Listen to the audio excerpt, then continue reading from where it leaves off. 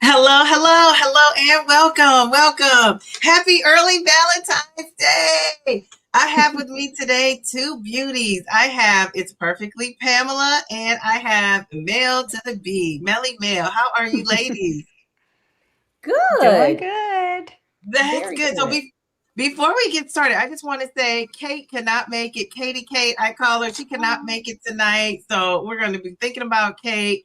Y'all don't know. Maybe she'll show up in the chat if it doesn't get too late. But we're sending prayers to Miss Kate. She's fine, but she just had some things that come up, and she couldn't be here. So that's okay. We have her in spirit. All right. So let's get started. Let's see who's in the chat real quick. Let's see. We're going to give some quick shout outs. We have Miss Brenda. Hi, Miss Brenda. How are you? We have Keisha. Hi, Keisha. How are you? Happy Valentine's Day to you ladies. Early Valentine's Day. We have the real MVP. How are you? We have Joe. How are you, Joe? Hey, Joe. We have the Turtle Diaries. How are you? We have, we have Grant's Faithful GLP-1 Journey. How are you? I've never seen that name, so welcome to the chat. Who else do we have in here? Let's see. Oh, we have It's Perfectly Pamela was in the chat. We have Purple Bellflower, my weight loss twin. How are you? We have, is that it? Did I get everybody? Okay, so I think I got everybody. So, Joe, Lord Grant. I don't know who that is, but welcome. So today this is the single ladies. I was going to call this Valentine's Day, but that name is not cool enough for me. So I didn't want to go with that. I got to think of another name, but I know people call it Valentine's Day when you're single and ready to mingle. So I'm single. I think I'm ready to mingle. Pamela, are you ready to mingle? I know you're single. Oh man, I'll tell you, I'm ready to mingle if God drops him in my lap. That's Okay. about it. He just might. True. That's True. right. What about you, Mel to the B? Yes, I'm already mingling, so I'm You're not already mingling. Just got to put yourself out there. All right, so I have a question to kind of get us started tonight. Okay, and it is night, right? Before we do that, let me show you guys. I'm so, it's the teacher in me. I have my little Valentine's Day accessories. So this is so sweet. One of my students brought me some flowers, these little roses. Isn't that so cute? He was so excited to bring it up and give me the biggest hug. I just thought it was so funny. And he also got me this. Look at this. Some of this stuff another student got me, but these little balloons with my balloon came off, and here it is. Here it is. And then, it has this. Have you guys seen this? Now, my daughter is trying to get me, and I don't know, she's trying to get me to give this to her. Have you guys ever seen this? It's a hand sanitizer. She's like, Mom, can I have this? Love it. She's like, yeah, she's like this. She's like, oh my God, I can't believe he got that for you. That is so, what'd she say? She's like, that is so more expensive than the other hand sanitizers. I'm like, I've never heard of it. So anyway, yeah, I don't know what this is about, but it's like in my house, she wants It's a thing. It's a thing. I love Some it. other balloons. I think that's super cute. And then I have, of course, my cool shades. I don't think I'm going to put these babies on tonight. But then I have not been in Target. I've been like staying out of Target. But I did go in there because I was buying, using these gift cards that I got for Christmas. So I saw this in Target and I had to get it. Ta-da! Can you see what this is? It's a pillow. Oh, my goodness. It's a heart pillow. I just thought this was the cutest thing ever. So I have that. So I am Valentine's out. And then I thought, okay, I need a drink. So I had to take my daughter to Starbucks. So I got a little drink, and this is my Valentine's Day cup. And then one last thing, of course, I'm wearing red, which is one of my favorite colors. But look at my phone. I had to bling it out with my phone. Oh, that's so cute. And I never put this on. I don't know why, but I'm going to start to carry my phone. My phone case. So, but it's the season for it, right? So I have it. So that's me in the red. I see Mel has on the pink. I love a good theme. What are you gonna do? Okay. All right. So let's get started. Yeah, I'm Okay. protesting Valentine's Day. I'm in black. Yeah, Yeah. I started to wear a black turtleneck. It has a little slit in it, and I was like, oh, I probably should wear the red one. But I love black. It's just classy. You could wear it with anything. Pamela, you have the right idea. All right, so let's start out. Ooh, let me fix this. So let's start off with this question. Now, since you guys have, slimmed down on your GLP-1 journey, does Valentine's Day feel different to you this year? And also the people in the chat, what do you think? Since you slimmed down and lost weight, is Valentine's Day feeling a little different? Pamela, what do you think? I'll say not really. Probably because I haven't been dating in about 10 years. So it doesn't really feel any different, I guess if I was more like Mel and I was out there mingling, then it might, but yeah, it's same old, it's just another day to me. Okay, Same all thing right. it's been for the last 10 years. For the last 10 years. So you haven't been dating in 10 years. So Mhm. are you going to be afraid to get back out there? I'd say nervous. I don't necessarily know if afraid would be the right word, but nervous, yeah. Now, what would you do? Like, would you like want to run into something? Like, if you had a choice, would you want to run into somebody out and about? Would you want to be hooked up by a friend or someone you know? Or would you want to do online dating? Or are you Dee open Dee. I said, God gonna have to drop him to in my lap. I'm gonna be sitting right here on my couch watching TV, and he's gonna fall through the ceiling and be like, "God sent me."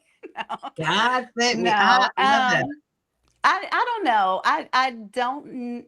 I wouldn't care either way if it was somebody that I met out and about, or if it was somebody that one of my friends said, hey, I know somebody that I think y'all might be good together or whatever. I don't know. I wouldn't really care. I think at this point in my life, I would really have to know that it was somebody that I was serious about before I would really say, "Hey, we're dating." Otherwise, we just mingling, we just friends, you Okay. know. All right. Just mingling, just friends. Okay. I love that. Mhm. What about you, Mel? That just made me think of you're mingling, baby. Go ahead, baby. You're mingling, baby. So, yeah, I think what was the question? Oh, no, it doesn't feel different. I was already at my goal last year. And then the year before, honestly, I think I had just started my health journey. So no, it doesn't feel different this year.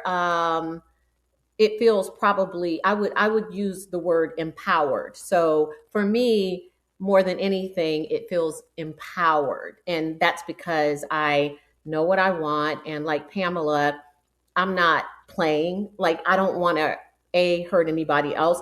I also don't want to get hurt. So my picker had to improve. Like my picking talent was not there. But yeah, no, doesn't feel any different. Feels empowering. I'm going out tomorrow Mhm. night, so to like a single thing. So it should be fun. Yeah, so I got to start doing that. I got to start going out and being more social. I really haven't done that. And the things that I've been out and social with have been, brought together by not the best situation. So I'm Yeah. looking forward to going out and being social, and just my intention is to enjoy myself and have a good time. So I have not done that, and I wonder if I would be open to. I am open to online dating, but I don't know. I don't know. I've done it before. And when I did it before, I was just kind of like, whatever. Now that at that time, I was not a mom. I had not had my daughter. So I think I was just kind of like, yeah, whatever. Now I'm a lot more reserved because I'm older. I'm a lot more, just kind of like giving people the side eye because of my daughter. And I just really think I have to make a great choice. Like I always say, like I don't have time to be an old fool. And so I just have no time Right. for that. And I didn't do it when I was younger, really. So it's like, you know how you have you ever seen some women and you think like, gosh, she waited till she got this age to be duped the way she's being duped. And I don't want that to happen. Now I don't know, if I can avoid it or not. What's helped me, I think, navigate through this is I had just my dad was wonderful, my stepdad is wonderful. My brother, nice looking guy, and he was duping the girls, so I kind of knew what to look out for. My cousin, nice looking, I've had some nice looking men in my family, but they were always the younger ones were always, doing things, and I would hear things and see things. So I kind of know like what a red flag is. And when I see a red flag, I kind of keep it moving. And I think that has been to my detriment because every little thing I want to be pill out. And I Yeah. have to learn how to, not compromise, but I have to learn how to, I think I have to learn how to not be so, impatient with people, and I feel like when somebody breaks my trust, though, it's just a deal breaker like that with friendships, everything. It's just, I'm never going to be the same. And so once that happens, it's like, oh no, so I was like, don't lie to me and let me catch you early because it's over. It's a wrap. It's not going to, it's not going to progress. So I don't know, but since Joe is in here, I want to show this video that Joe sent to me, and then I'll explain it after I play it. So hopefully this whole thing doesn't come crashing down. Joe, are you ready for the video? Okay, all right, let's see. All right, let me play this video. All right, listen up. Let me turn the volume up. So Joe is doing something that I think is so brave, and we're going to talk about it. Because you're near me, honey, but when you're near... Oh, hi, how are you? You probably wondering what I'm up to. I'm not entirely sure. You see, it's Valentine's Day this weekend, and I've got a hot date with a cool young buck. And when I say young, I mean young. He's invited me to this virtual date. What's a virtual date? They didn't have that back in my day. I do not know what to do, what to wear, how to behave, and I need your advice. Please pray for me. Pray for me. I don't want to do anything inappropriate, but what is inappropriate on a virtual date? I don't know.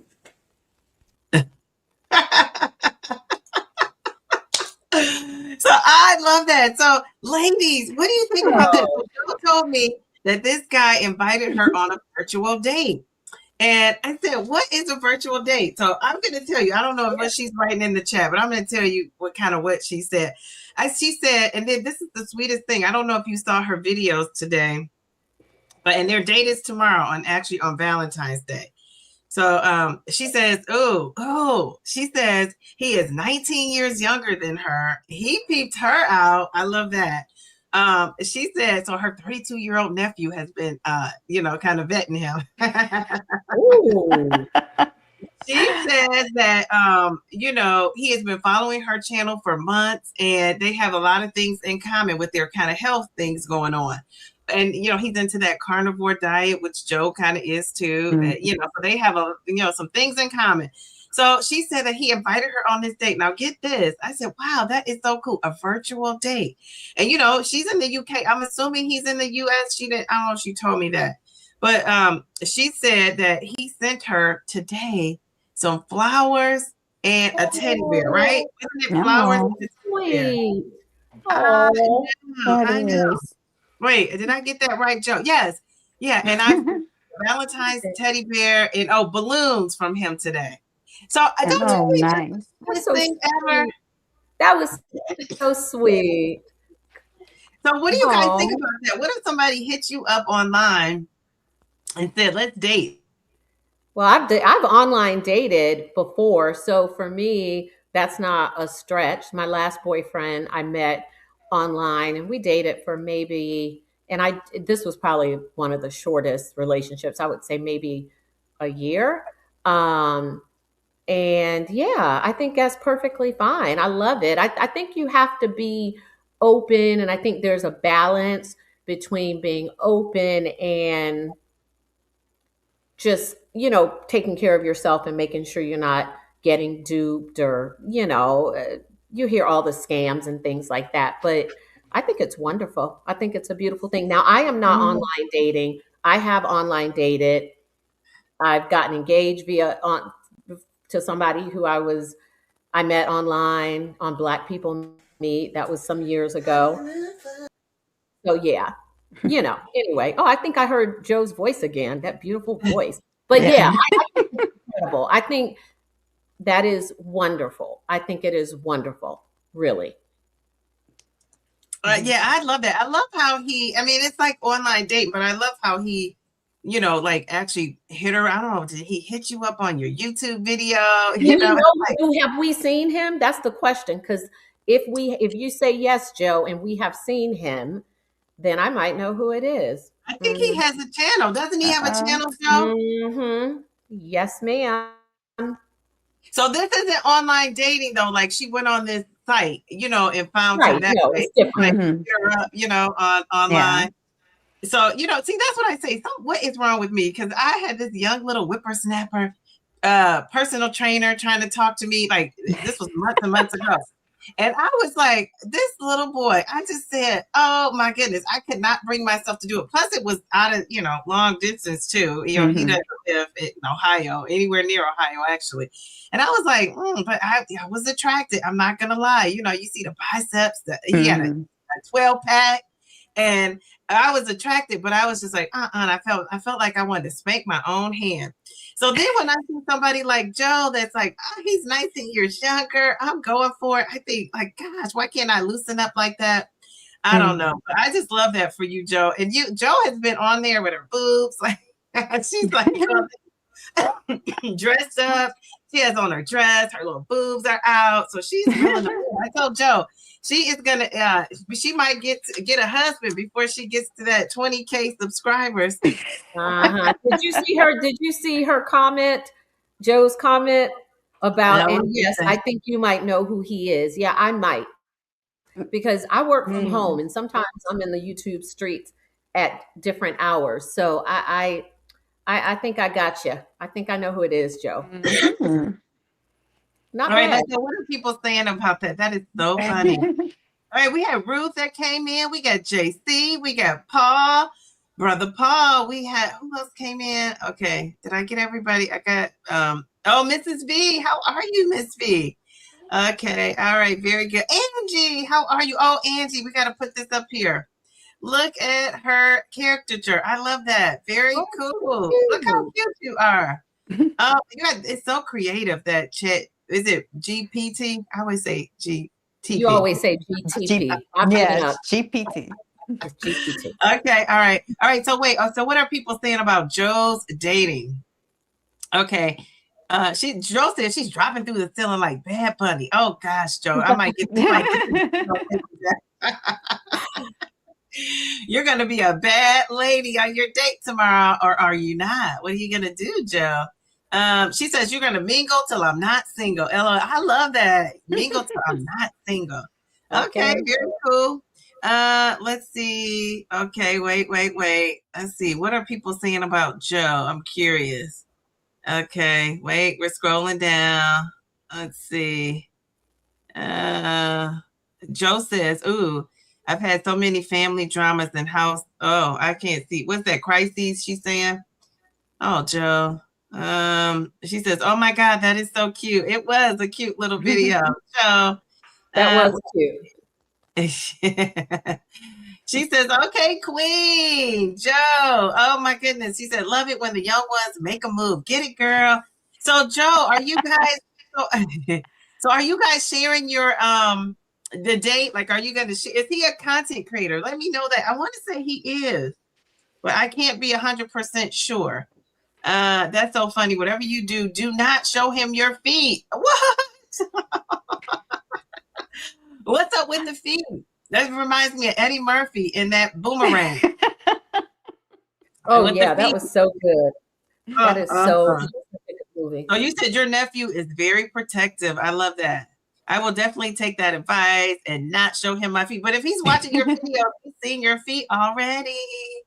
So how about that? Okay, let's see. I think online dating, Bill Flowers says, is the new wave these days. Yes. Oh, Anissa, you've dated I don't online know too. if it's that new though. My girl Nicole, you've been married Yeah. for a long time. I don't know how new it is. Yeah, no, it's not that new.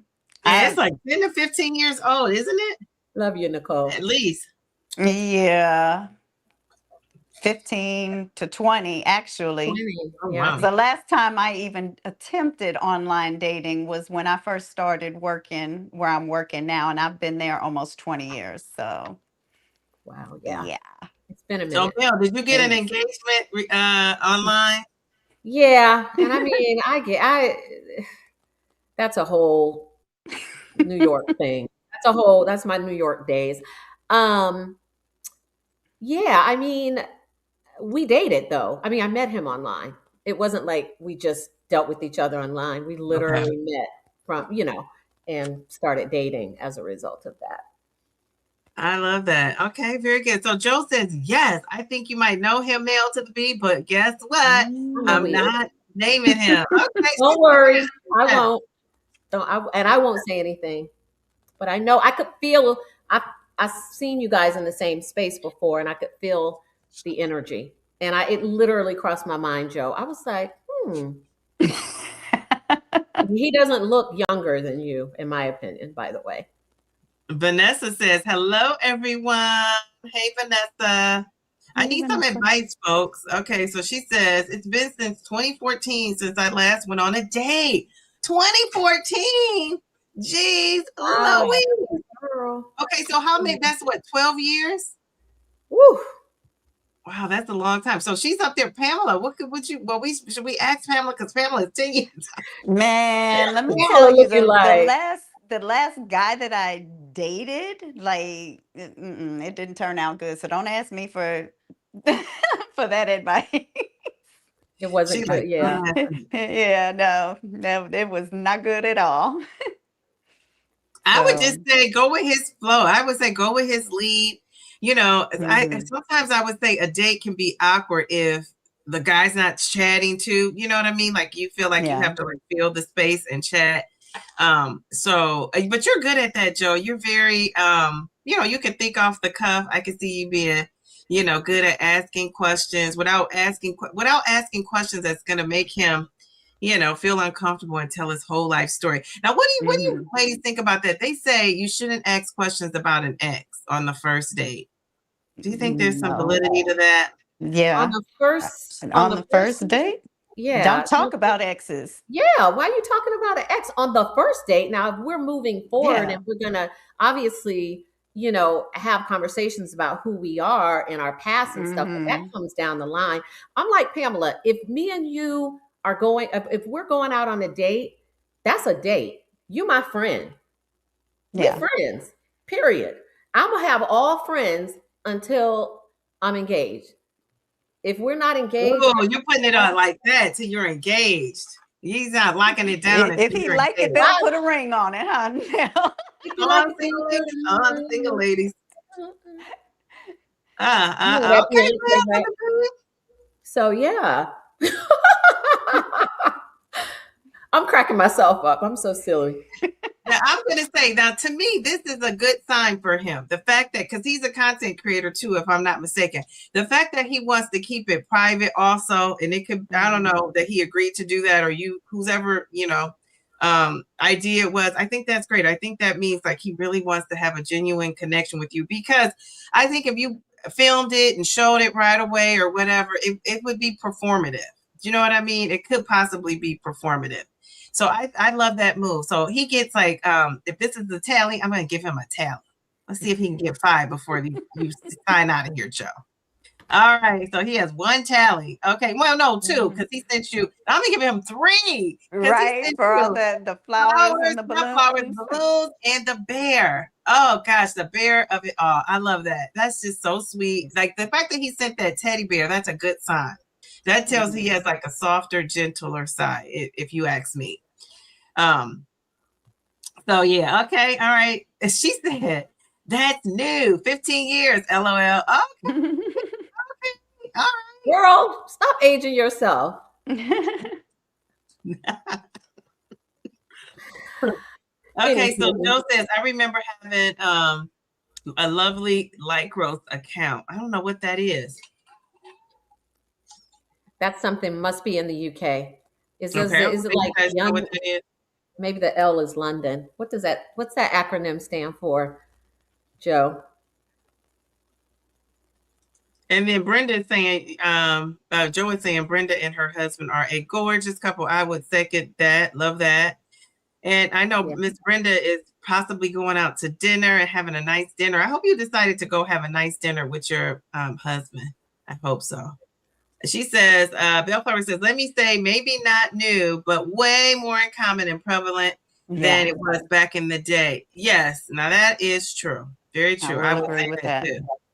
You said, and Reset with Anissa says, yes, not on the first date, but if we are entering relationship territory, that's a whole different Right. story. Okay. All right. Agreed. Agreed. All right. Now, would you meet the ex? Would you meet the ex? Because I watched this show called Ready to Love, and one of the things that they do, Oh, it's a dating show on the OWN Oprah network, even though she's not, it's not her network anymore. Hmm. But anyway, so one of the things they do is when they get probably like 75%, to the end of the show, they meet the exes. Like, they have that meet the ex. So would you do that? Like, is that something you would welcome, like your new potential meeting an ex?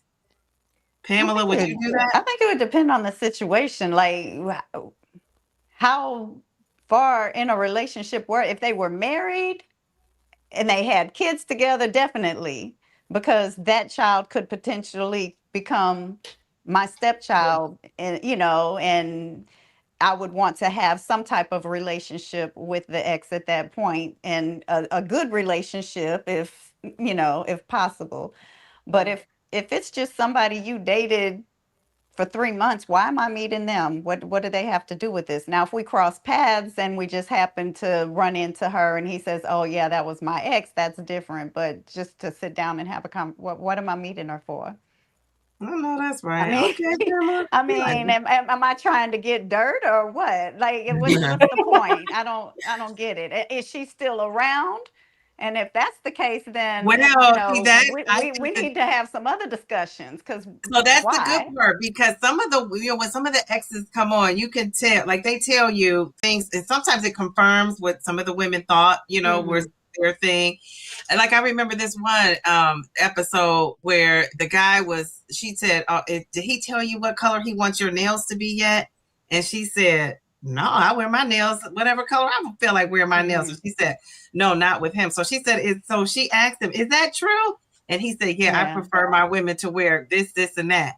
So that's something he probably wouldn't have revealed until they actually started dating. So which makes you think like he has to be very controlling, right? To want to control Hmm. that. So Also, there's also, pardon me 1 second, on that note, I believe that what a man does with one woman is not necessarily how he's going to treat the next woman. Because just because he Very wants you to true. wear white nails, that ninja is not going to be over here telling me how to wear my nails. And Exactly. men know what they can get away with when it comes to Hmm. women. So yeah, and you don't have to, you can live in your feminine energy without being aggressive or without being a boss all the time. But Yeah. I'm just saying that if a man came stepping to me asking me about what color to wear my nails, and by the way, it's happened to me before, believe it or not. Yeah. Um, yeah, that does not sit well. That doesn't Yeah. sit. Yeah. Now, if he came and said, "Hey, we're gonna go out tonight. Do you mind wearing your red dress and do your nails red or whatever?" Yeah, And it's just like that's a just one-time thing, or that's my man. that's different. But you gonna tell me on a daily basis what to wear? No. But the thing that I would be cautious about meeting an ex is you don't know what type of animosity or what type of feelings that Yeah. she has for that person. So what she's telling you may or may not even be true. What if she's trying to get him back and she's just telling you what she want to tell you so that you'll feel some kind of way towards him? That's why I would be very skeptical about I would listening to drop what she him have to say. like a hot potato if he even insinuated. I would block him. I'm the queen of block. I literally blocked my most recent ex on every social media. Not Hmm. that I'm even active. Instagram, everything, even LinkedIn, because he was trolling around. I'm not even kidding you. Yeah. And yeah, WhatsApp, iMessage, because that people can look you up on iMessage. Like it's just everything. I blocked him. So yeah, he would be blocked with the quickness, and yeah, it Mm-hmm. wouldn't work. I'm like you, Mel. The last guy that I dated, I blocked him on everything. And we didn't meet on social media, but we reconnected, I guess, on social media. He was a cousin, a brother, or something. He was related to a friend of mine. And so we had met out and about before, and then we connected through social media. I blocked him on everything except for TikTok because I never really used my TikTok. And then I got, I would get notices somebody sent you a message or somebody looked at your profile. I start getting these messages that he's looking at my profile on TikTok. And I'm like, what? I gotta go block him on that too. Okay. LinkedIn though, I gotta block you on LinkedIn. Right. That's weird. That's But too much. yeah, it's like there is no reason for us to have any conversation. We don't need to talk about, there's nothing to talk about. Like, why are you still Right. trying to call me? What is wrong with you? Yeah. Hello? And see, with Oh, my honey, baby girl, situation, when we stopped talking, I was trying to have a conversation with him to, clear the plate, just you want to walk away, that's fine, but let's just clear the air so there's no animosity between us. Right, yes. And you didn't want to have a conversation then, so don't try to have a conversation now. There's nothing we've got to say to each other. I have She moved said, on. well, let me say this about the ex, and then I'll tell you. Let me say this first. I've We never are had. acting a fool. We're not acting like anybody who want to be booed up. We acting like we don't want to be booed up. We're like, Y'all are no nonsense. I'm bringing Mel over to the dark side.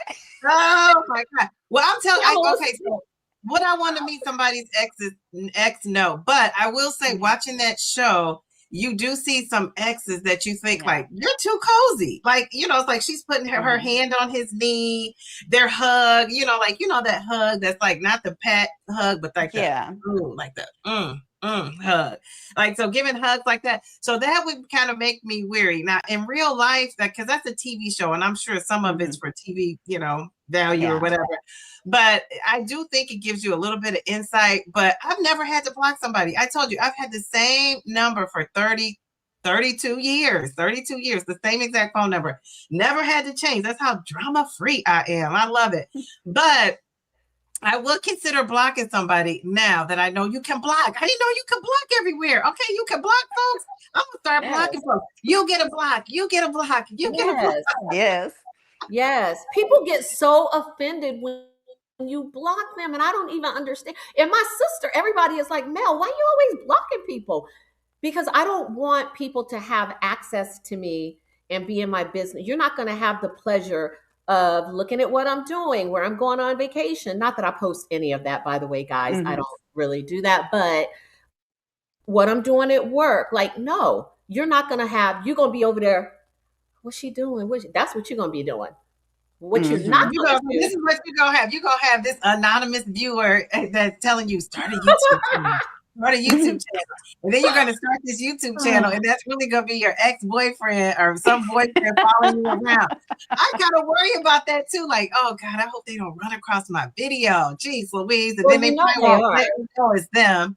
And then they'd be like watching what I'm doing. And, oh God, I'm like, gee. Do you worry about that, Pamela? Like one of your ex-boyfriends checking you out? Not really. I mean, you're showing a little bit of skin too with that Ayuga. You're gonna have them going. I need to get like Joe. Yeah, Joe. Put everybody to shame, okay? I love it. I don't have enough. She said, I don't have enough. That is funny. We have some guys in the chat. We got Roundbound and Zetbound. We got, Devin, how are you? My God, Devin, how are you doing? Devin was giving somebody the side eye. Who is it? Mom says you're blocked on LinkedIn. Okay, I'm going to go back to Anissa's comment. She says, I accidentally met the ex because we arrived at the same time. She was late to pick up their son, and I was early for the day. Okay, well, what went down? What went down? So how was she? Was she nice? Was she polite? Was she looking you up and down? what was going on. Devin saying happy Valentine's Day. So sweet. Thank Thank you, you. Devin. Happy Valentine's Day. You're sweet. Let's see. Oh, Joe says no feet, no talk about the ex, no aggressiveness. Oh, okay. All right. I love that. Vanessa says, Joe, just have a good old fashioned good time. I love that. Yeah, just keep it light, and keep it, joyful, I think. Yeah, I think you're blocking people on LinkedIn. You mean business. And of course, wait a minute. Pamela might be tougher than me over here. Pamela is like, she is not having it. She said he stalked you all the way down, Pamela. Block. That is too funny. That stalking stuff is no joke, though. That's kind of scary. No And joke. don't try to figure out where I'm going and who I'm with if it's over. Oh, You know okay. what? Real quick, let me tell you something, because you mentioned that stalking, and just for real, if you feel like you being stalked, you have any type of idea, be careful out there, because I had a guy walk to my job, which was like a 20 to 30-minute drive. He walked to my job. This was 25, 30. This had to be, gosh, this had to be about 30 years ago. And this was, yes, he showed up at my job. Luckily, I worked at a hospital. So it was like, a public place where there was security. But yeah, that stalking is no joke. So yeah. Well, yeah, and you know what? I've had a parent do that, so I'm gonna tell that story once I retire. You're not gonna believe it. Yes. Yeah. So it has some things going on. But so anyway, that stalking is no joke. And you know what? I think that's part of the reason why I'm so like private and scary, because I've had like 2 cases of that, and it is pretty scary. And when people can't let go, that's just like a sign that you're not stable. So yeah, and then I've had some things. Once I retire, I'm gonna be spilling the beans. I might start a separate podcast for some of my stories. Have some of my teacher friends come on too. Okay, all right. So we got Simply Taisha is in the house. Okay.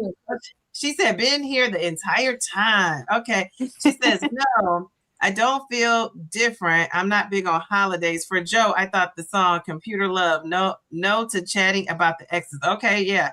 Yeah, no to chatting about the exes on the first date. So if he brings that up, you got to steer him away from that, Joe.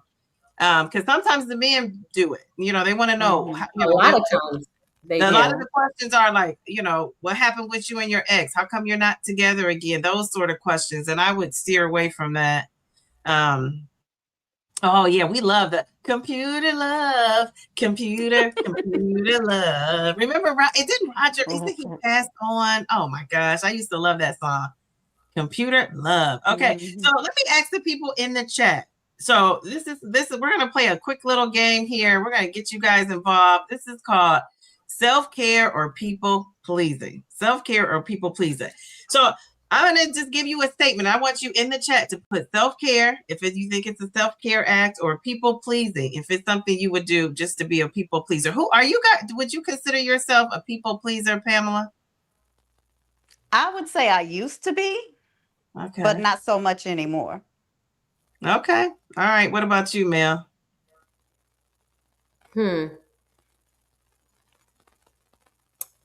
Yeah, I probably have a little bit of that. Yeah, I actually do, especially my family. I told you about that incident where everybody was basically up in arms because nobody could get in touch with me after 45 minutes. I'm like, have y'all lost your mind? Because they're so used to being able to call me and text, and I'm picking up right away, and what do you need, and this and that. So I think with family, in particular, people close to me in general, yeah, I'm kind of low-key a people pleaser. Yeah, I would say I do have some of that. And my employees as well. The same too. I would say, like, with my family and friends, definitely. But that's the thing. I've just been so like labeled as like a nice person, which I am, and I'm proud of that. But I'm telling you, I learned how to say no and have boundaries and like mean it, like a hard no. It's such a good feeling when you have a hard no and you don't regret it. Like before, I would have a hard no, but then I would have a soft sleep night, right? I couldn't sleep because I'd be thinking like, "Dag, I should have said yes. Dag, I should have did this." It stems from an incident. I'm telling you, when I retire, I'm gonna spill some beans. It stems from this incident, and I think it's, as I think back, like it really made me feel bad and like always think like, how does the other person feel? And this, that. And actually, Mel is so good about even moving me on from that because I've been like that on this GLP-1 journey. But, so yeah, I think it's, being a people pleaser, it has its place, but I think that you have to have boundaries and standards. And, you gotta have set boundaries for your family and friends too, because, make them, don't call them right back so they can normalize the fact that you might not always answer on that first, second ring. Like my dad does the same thing. If I don't answer, he questions me. But if I call and he doesn't answer, it's like, oh, I was doing this and doing that. It's no big deal. But when I do it, it's like, all HELL breaks loose. So it's so funny. All right. So here are the statements. All right, so the first one is, if you cancel a date because you're exhausted, is that self-care or is that people-pleasing? What do you guys think? You could put SC or PP. PP doesn't sound so good. PP. What do you think? The boundaries of it. Oh, yes. Once I learned to do that, it was so empowering. Absolutely. I agree. All right. All right, so we got a couple of people saying self-care. Oh, that's Pamela. Pamela, your picture is so super cute. Wait a minute. I'm just paying attention to it. Oh, that's my chat GPT. Oh, I didn't realize you changed it. Oh my gosh, so yes, cute. I love it. GPT. Okay. The hair is everything. It's like everything. Just like you. I love it.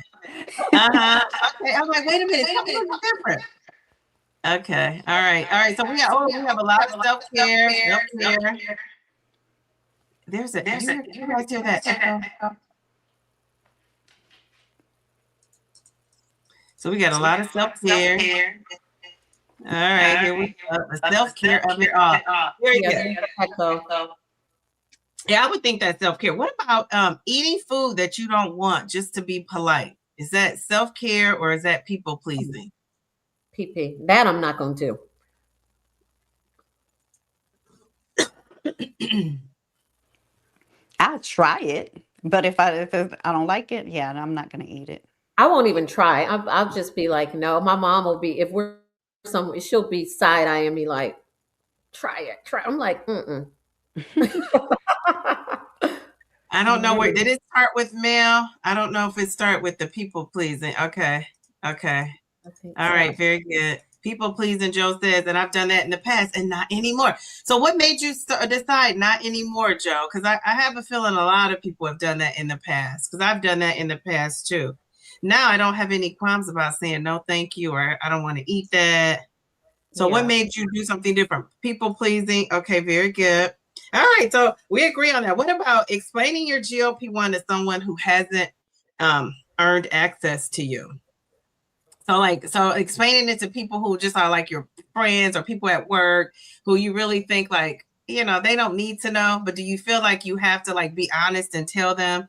Do you think that's people pleasing or self-care? I'm going to say that's self-care to me. If I go ahead and explain it when I don't want to, that's people pleasing. But if I, say, I'm not telling them, like, no, they don't need to know. Then I think that's kind of how I took it, was that it's self-care to not. Yeah, feel like you have to. Nobody has ever even really asked me about anything having to do with that. And now it's literally, I feel like history, since it was in 2024 that I started. So what was that? We're in 2026. Oh my God, has it been 2 years? That's crazy. That is cray in March. That is so crazy. Yeah. Anyway, yeah. To me, like, why are we, unless you want me to talk to you about all the health stuff, which is what I do. And then people be like, oh. Don't get her started. Joe is so funny. She says, thankfully, I have a health condition to blame it on, like Mel B's mom. My mother has mastered the side eye of it all. I love that. Uh-huh. Mhm. The side eye. Mel has a Mhm. nice side eye too. Now, don't be fooled. Talking I about her get it mother. from my mama. Get it from my mama. I get it from my mama. She get it from I her used to be, mama. Ann says, I used to be a people pleaser so bad. I got tired of being walked all over and feeling horrible. Having boundaries is self-care. Mhm. Absolutely. Absolutely. Amen. And as women, I think when you put it in perspective with like your family and your a male or female or husband, wife, but when you put it in the perspective of your kids, I feel like we're walked on a lot with our kids. Like we do a lot for the kids, right? And what do you guys think about that? Because somebody was giving me advice, not me. Somebody gave my friend advice, and they were telling her, it was another married couple that had been married for years and years and years, and she said they told her that you need to go with your husband, like you and your husband need to be united because the kids are going to leave, and if you push your spouse away, then what are you going to do when the spouse is gone? And so I think that that's a important thing. It's tough raising kids. I can't even imagine when you don't really align with the values of raising kids. Like that must be, can wreak havoc on the household. Let's see. What are people saying? Okay, let me see. Do you guys hear that echo? Can you hear the echo in the chat? I was gonna say, is it my microphone maybe? I think it might be Pamela. Yeah, When let me. somebody's talking, we could just mute. Oh, it might be hard to do that. She says, smash the like button. We have 50 people watching. Thank you for hitting the like. We love that. A lot of people, yeah. Brenda Marlene, yes, she says. Okay, so this is the next question. Gosh, I have a lot of questions. We won't get to them all, but this is the next question because I think this reminds me of a GLP-1 journey. And I have this video I want to show. It's more specifically to dating. And then I want to talk about menopause and the libido of it all before we get off the line. So I want to know, has your confidence changed since you started your GLP-1 and you've lost weight, Pamela? Has your confidence changed at all? Yes, definitely. In what way? Do you notice yourself being I more? mean, I guess because I had gotten to the point, and just being real, because I know everybody says love yourself regardless of what size you are and all that, but I didn't love myself at a larger size. I would look at the mirror and I'd be disgusted with myself because I knew that wasn't me. And I would never look at somebody else and be disgusted with them, but looking at me in the mirror and what I saw, I was not happy with it at all. And every time I would put on an outfit to go out somewhere, I would look at myself in the mirror and I'd be like, you just, in my mind, I'd be like, you look disgusting, And I'm thinking, I'm going out with my friends. I was always in my mind, and I wasn't now looking back, but in my mind, I was always the big one out of our group of our circle of friends. And that's just how I saw myself all the time. But now when I look at myself, I'm like, I'm happier with what I see. I'm still not completely satisfied with what I see. I still see all the flaws and I'm like, okay, I could do this and I can do that, or, but I feel like I look so much better than I did a year ago, 5 years ago, And so that just makes me feel better about myself. And then when I go out, I'm getting compliments, from people who wouldn't have even looked at me twice 5 years ago. So that helps build up your confidence too. I agree. I have to get a cough drop. My throat is like, got something going on. But anyway, Mel, what are you more confident? Because I know you had issues and we're feeling not so hot about your midsection. Yeah, I don't I'm so critical of myself. Like I'm always striving to do better and more, and I'm not in that mentality of I'll sleep when when I'm no longer here or whatever, like some people. But I'm definitely always striving for better. But yeah, I feel like my confidence has always really been there. I not a hu- I just don't see a huge difference. And for the record, I'm still over here working on my abs, and I'm still not completely satisfied. It don't, you know what I mean? Like it Yeah. for me, it's just like a journey. This health journey has just been incredible because I keep giving myself micro goals and building micro habits, the whole Mhm. atomic habits mindset kind of thing. So yeah. So I'm going to say no. I'm going to say I feel like I was confident then, twisting around here. Definitely had more. It was, I look back on some of those pictures, and there's some mourning, to be honest with you, because I felt like I was like, there's slight mourning because I was getting really comfortable in that menopausal body of mine. I wasn't considered obese. I was overweight, and I was on the verge of high blood pressure medicine, statins, Mhm. and all of that stuff. So for me, it was really a health journey anyway. But anyway, yeah, so I digress. No, I think I'm about where I was. Oh, I can take you on a tangent. Okay. I can do that. Yeah, I would say I'm more confident now, but I've just been a pretty big confident girl for the most part. Um, yeah, but I got to a point where I was like uncomfortable. But I got so uncomfortable and I don't like to wear Spanx. So when I got to the size where Spanx wasn't even hiding my where I couldn't hide my rows in the clothes and all of that, Mhm. I was like, I'm not wearing Spanx. I was already so uncomfortable, and I thought, dang, I just can't be out and about because I'm not putting on Spanx and I'm not going out with these rolls showing. And so that kind of shook my confidence a little bit. And then I just didn't go out. And the funny thing is, not going out caused me to gain more weight, right? Because I'm sitting at home, I'm Yep. feeling bad that I'm not out and about. And one of my friends, she's Exactly. like, I'm not like a go out to the bar type person. I'm more of like a lounge kind of thing. But I have a friend who tears these bars up. And she would call me and be like, such and such want you to come up here, which would be a guy. Such and such, guy we knew from high school, or they want to see you, Shay. Da, da, da. And I'd be like, I'm not going, I'm not going. So I would just pray like nobody saw me out and about because I was just not cool with how I looked. But I will say, I always presented myself well, I think. And some of my friends would say, like, when they talk about like, oh, we need stuff to wear a bigger size or whatever, when they would gain weight, they're like, we gotta call Shay. Because I always had like cute, stylish clothes. And people always ask where I shop at.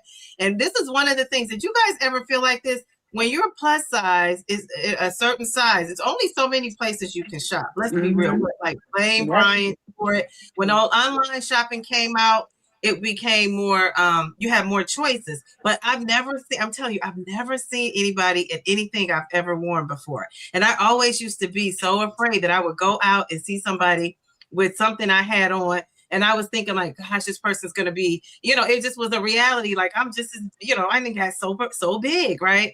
And I used to say like, oh my gosh, that's another thing that kept me wanting to be in the house. But I would shop at places like Nordstrom's. I would shop at Nordstrom Rack, they had plus size things. I would shop at some of the more higher end places, and I noticed like the clothing would be, the quality of it was really good. So I think when you shop at like, like the Sheins and the Temu's of the world, which is great, that's okay too. But you're gonna probably see a lot of folks in there. And I always felt like the clothes, like once you wash them, it was a wrap. Like it didn't look like the strings kind of hang. And that's why I love Ayuga, because even though it's not expensive, when you watch it, it still looks the same. I mean, it makes a difference. And then, my mom would say, my mom was very into, did you guys have a Dots? Do you know what a Dots is? Mhm. Oh my God. I used to be so jealous because my mom could go in and shop anywhere, right? She was so tiny. She could shop in Dots, and she would have her a whole outfit. And I said, now, Mom, why would you pay $20? I felt like she paid $20 to get her outfit dry cleaned when it cost $15 because she got it from. That's Yeah, cute. I told you on one of your lives way back when. I still have a sweater in my closet from Dots that I couldn't wear for the longest, but it was so cute. I can wear it now. And Wow. it's still in We good don't condition. we don't have Dots. I have no You idea don't what have the Dots Dots? is. No. If Never all heard the of it. clothes were $10, then they started getting Uh-huh. 15 and $20. It wasn't anything really over 20. And then when it was a sale, it was $7, Yeah. $5. Sometimes you could get Right. I think I paid $2. $7 for that sweater. Yes, yes, yes, yes. So those kind of Mhm. places I would, shop at. But I used to just be like, oh gosh, like, yeah, that was the thing. I would just be like, I can't be out. I can't be seen because I can't fit anything.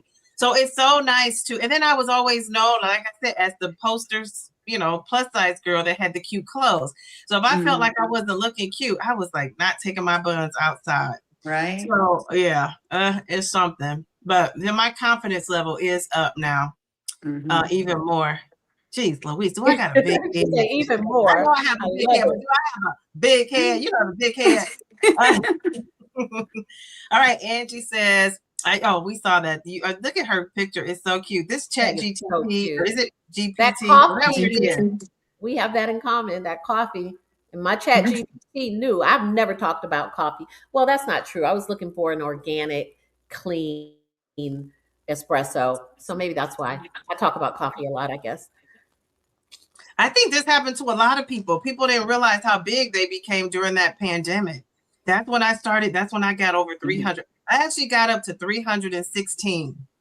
And by the time I, dieted down because I knew I had to go back to the doctor, and I was under 3, and then I gained. By the time I started Manjaro, I had gained that back, and I got to 306.4. So that's how but my highest weight, and I'm telling you, before I started this, my mom never knew my weight. I never told anybody my weight. It was just like it's something you don't tell. It's like how some people are with their age. That's how I was with my weight. My doctor is the only person that knew. So I just can't believe I'm on here. Let me pinch myself. Yes, pinch. Oh my goodness. Okay. I've always felt that way, as Pamela describes, always disgusted and embarrassed. Aw. Yeah. I think a lot of people have felt that. And not for nothing, society makes you feel Yeah. that way too. You get the looks and the stares. And then even if you don't get the looks and the stares, you get embarrassed because you can't fit into stuff, right? The seats don't fit, Mhm.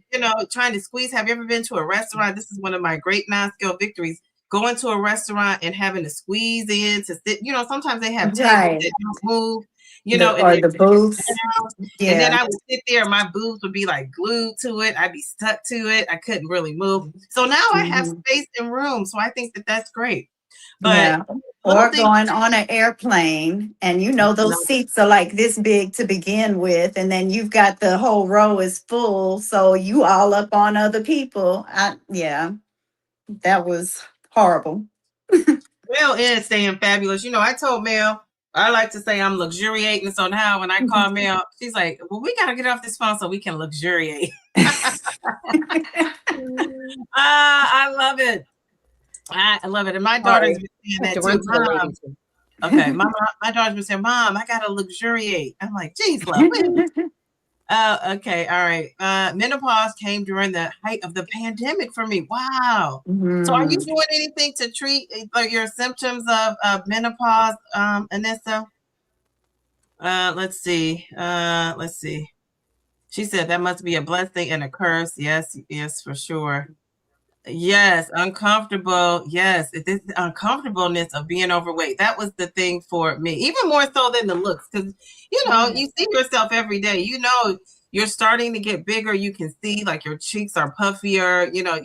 I could really see it in my face. In my body, I was trying to walk past the mirror. I wasn't really trying to look at myself. But that face, you can't hide because I'm brushing my teeth and I'm in there washing my face and stuff. But once I started to feel uncomfortable and stuff I couldn't fit. I felt like I was like what do you call that? Outcast in society because you couldn't fit in seats, you couldn't fit in chairs. My daughter and I go to the theater. Yeah. And we go see musicals and plays.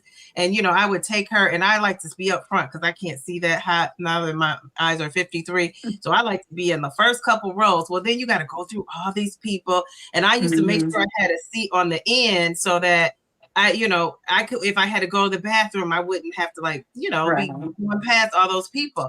So now I don't worry about it as much anymore, doing that. But it's just like to think about that. It's just, that stuff is so heavy. I don't think people realize how stressful that is, because that's like unnecessary stress. Like you're just trying to go and enjoy the program and you're thinking about all the other stuff that shouldn't mean a whole lot, but it does.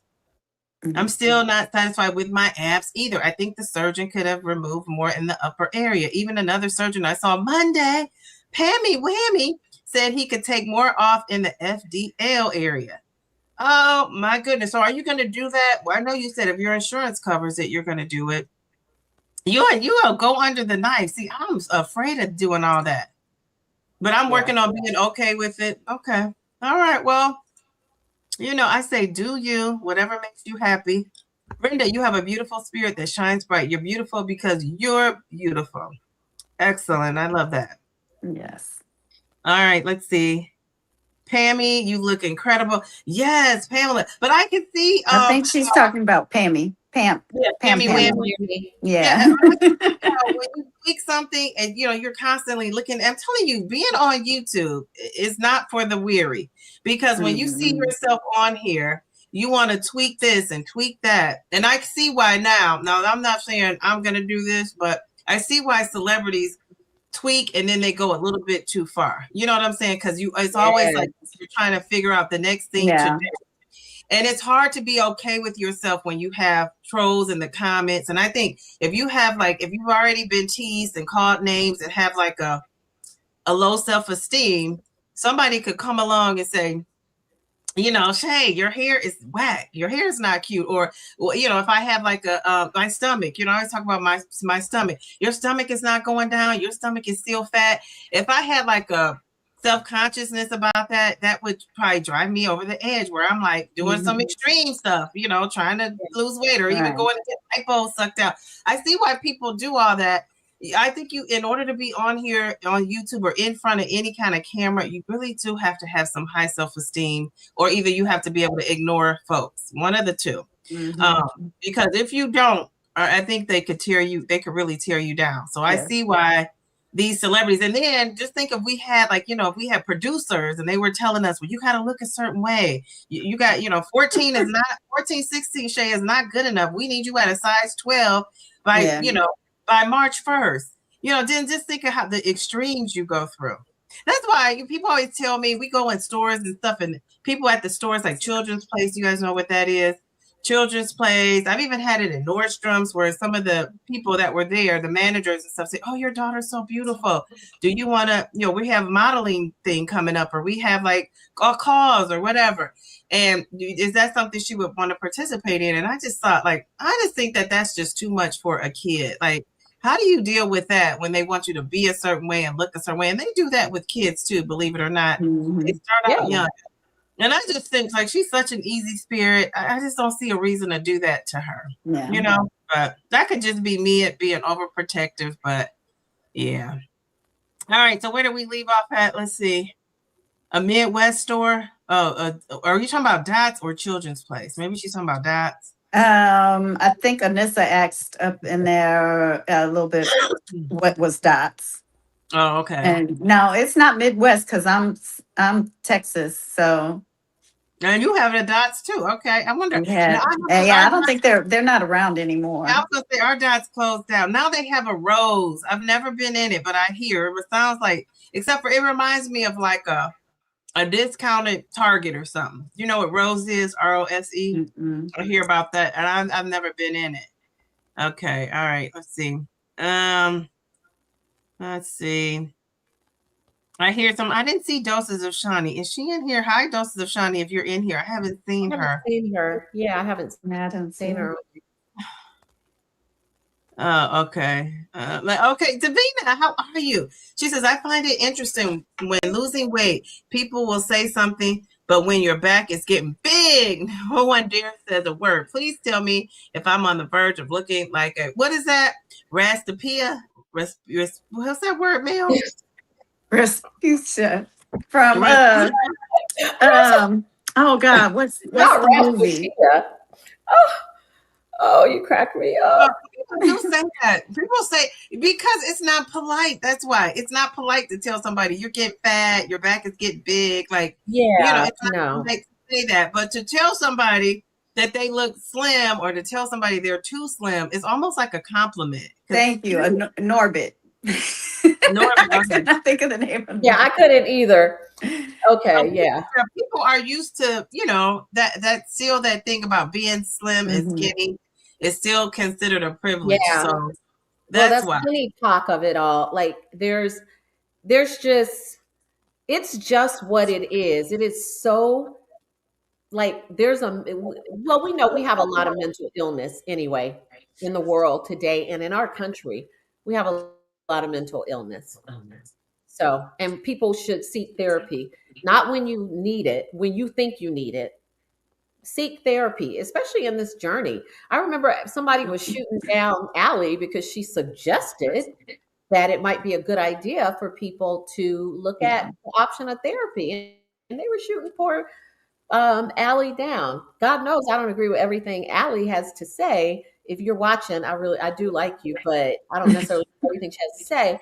But I thought she was right there, and I didn't think they treated her right. She was very upset about it because some of her, that's like me shooting you down publicly, Dee Dee. You see what I'm saying? Like she Yeah. had her ride or dies doing that, and it really Yeah. hurt her. But yeah, there's a lot of mental illness, and it impacts how we treat ourselves, how we treat others, and even if you shed all the weight, there's just this other stuff in you, in your heart, your mind that also has to be dealt with, so Yeah. But Well, we I love think that was more so, I think that's more so people that are just so against mental health. There's still that stigma around seeing a psychiatrist or a therapist, and there yeah, shouldn't be because you're yeah. trying to do something to better yourself. yeah. I would agree with that. I would agree with that. Brenda said, Miss Mel, you're so pretty. I'm so jealous of you, but so happy for you. You're aging so lovely and you look so Thank healthy and you. glowing. Oh, Thank that's you. sweet, Miss Brenda. It's sweet. She says, you're all beautiful, elegant ladies. Dee Dee and Pam, all three of you are so elegant and Oh, beautiful. We thank appreciate that. you. Thank you. Let's see. Oh, so you're submitting approval for a breast lift too. I said, I don't want implants. I just don't want hanging socks. Y'all, You I'll know do what what? I can get covered first. I heard that. You know what? Good for you if that's what you want to do. Geez, Louise, I've always Mhm. said no elective surgery for me, but a girl has a right to change her mind. So I never say Mhm. never because you just don't know what you might do and what direction God takes you in, what Mhm. direction you will go. Okay, all right.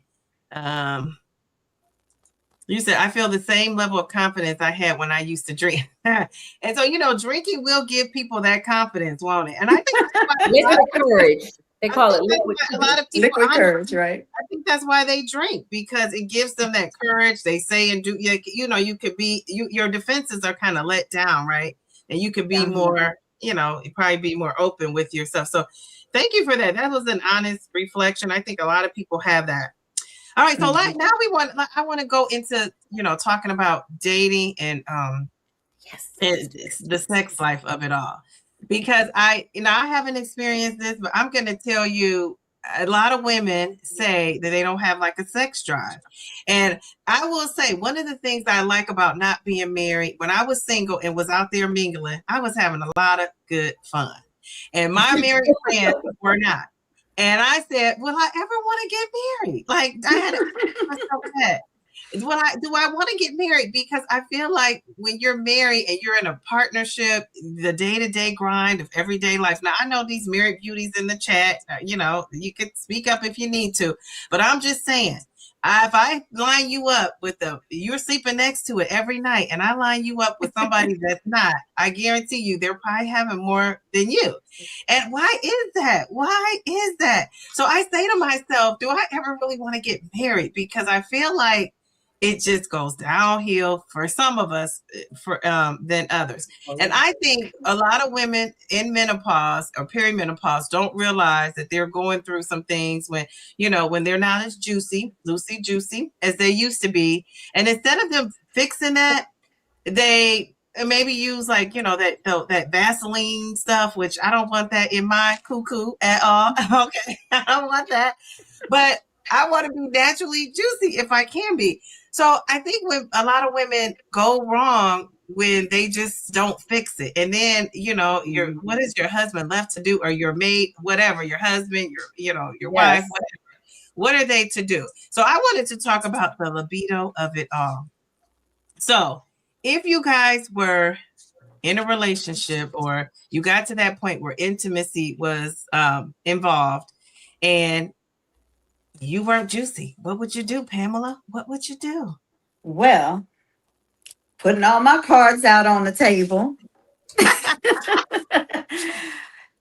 My last, I'm not going to say relationship because it wasn't a relationship. The one that I blocked off of everything, him, that didn't end well.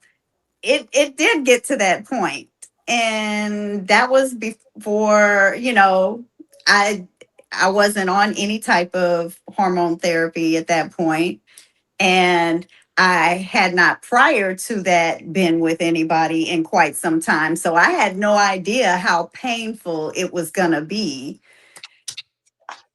without it being juicy.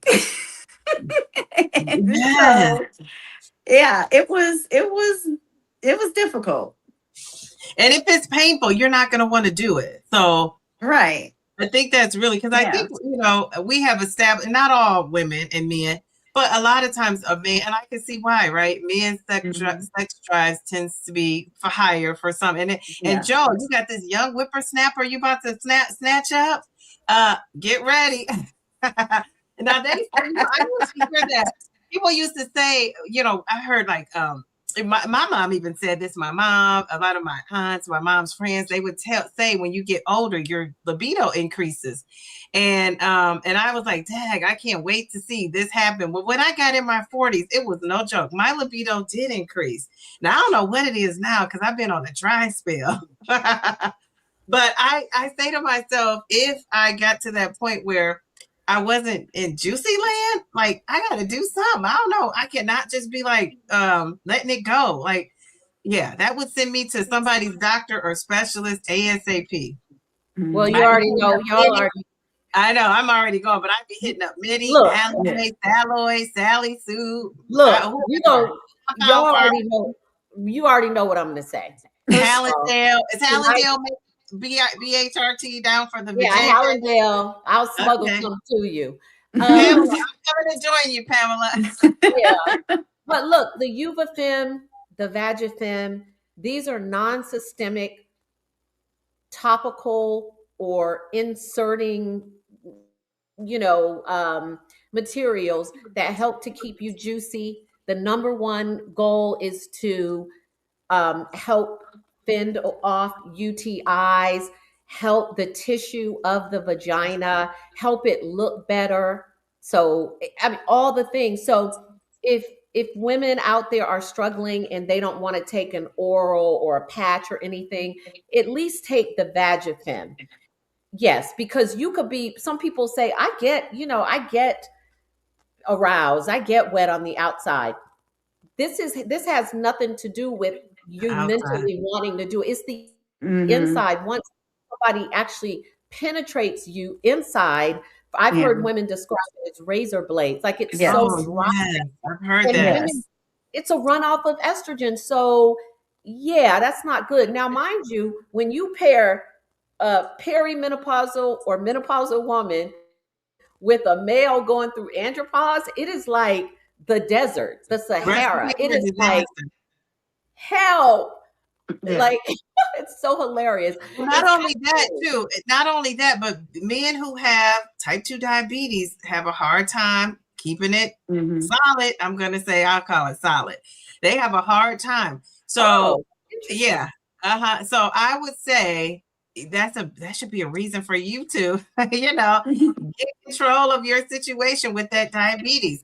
It's just all those things, affect the sex life. So I think, Miss Brenda, I think she made that comment. A lot of divorce happens during menopause, and not just for the sexual reasons too. And I think Mel has talked about this, and this has been my experience with menopause. It hasn't been like the physical symptoms as much. It's been mostly like the brain fog of it all, the irritability of it all, like having like mood swings when I'm just pretty much like an even keel I always have a smile on my face for the most part. And when I noticed myself not having that or getting up, it was so hard for me to get up in the morning and get moving. And still, so, and I'm doing a lot better. So those some of the things I'm seeing, but I think you always hear the stereotypical menopause things. You don't hear about your vajayjay being dry down there. I never knew that was connected to menopause or perimenopause.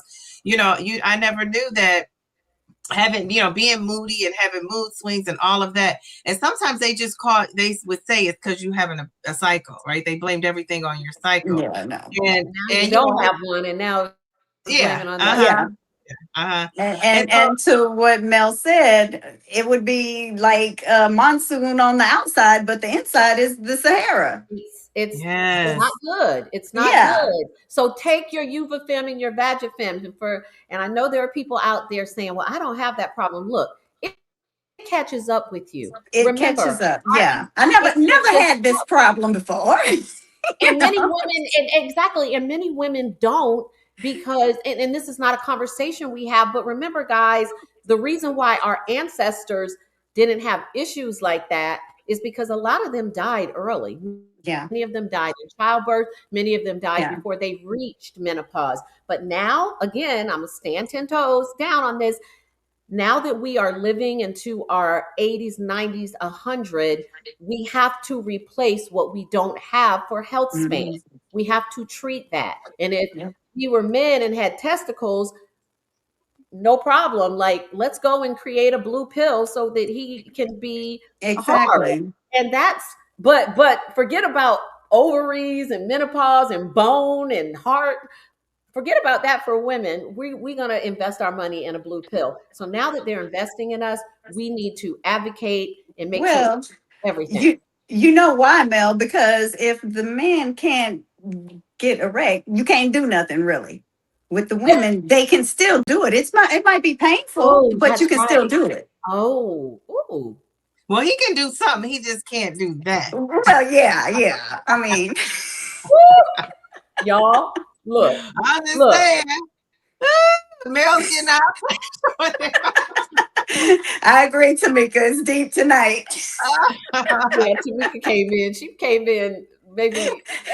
You came in right at the right time. Yeah. So I saw this reality talk show. She's broken up with this guy, but I saw this reality, not a talk show. She's a reality housewives lady. And she said that her and her guy, he was a younger guy. She's I want to say she's in her mid 40s. And she said they were having sex 2 or 3 times a week. And I mean, a day. And I was just like, geez, oh man, that's a lot going on. And so then she wanted to have a baby, and she started taking that fertility. Now, that just screwed up her system, that screwed up her libido. And now, needless to say, he was like, when is this going to be over? Like, it was on the show. They talked about it. And so they ended up breaking up, and she never did, get pregnant or have the baby.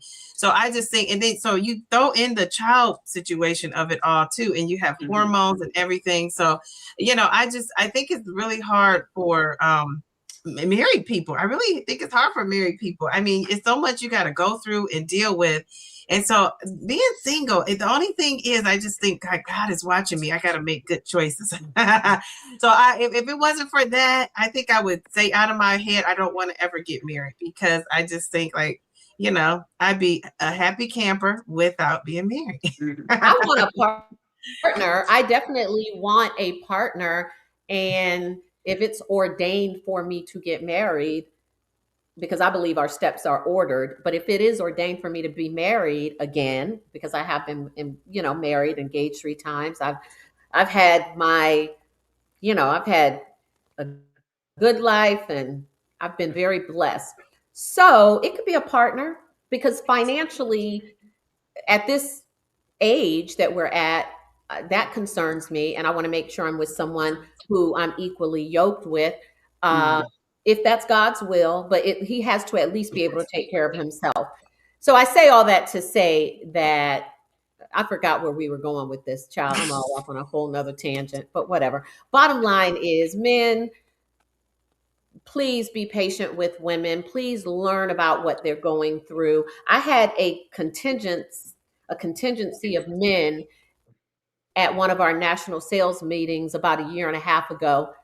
These are my peers, all men, white men in particular. No, I mean, we all good. I love my people. Everybody's my people. So I say that to say they were literally complaining about their wives in menopause and perimenopause. And I got them down, sat them down, and I calmed them down. And I said, this is what she needs to do. I literally was at a work event, after hours kind of event, talking to these men because they were literally, at least 4 of them, maybe 5, talking about the stresses and the wife. And I walked over, they were laughing about it. But once I got over there and I heard them talking, I started talking to them about all things. Okay. And they were like, wow, Mel, you should give a class. And I was like, anyway. So yeah, I just thought I'd mention that.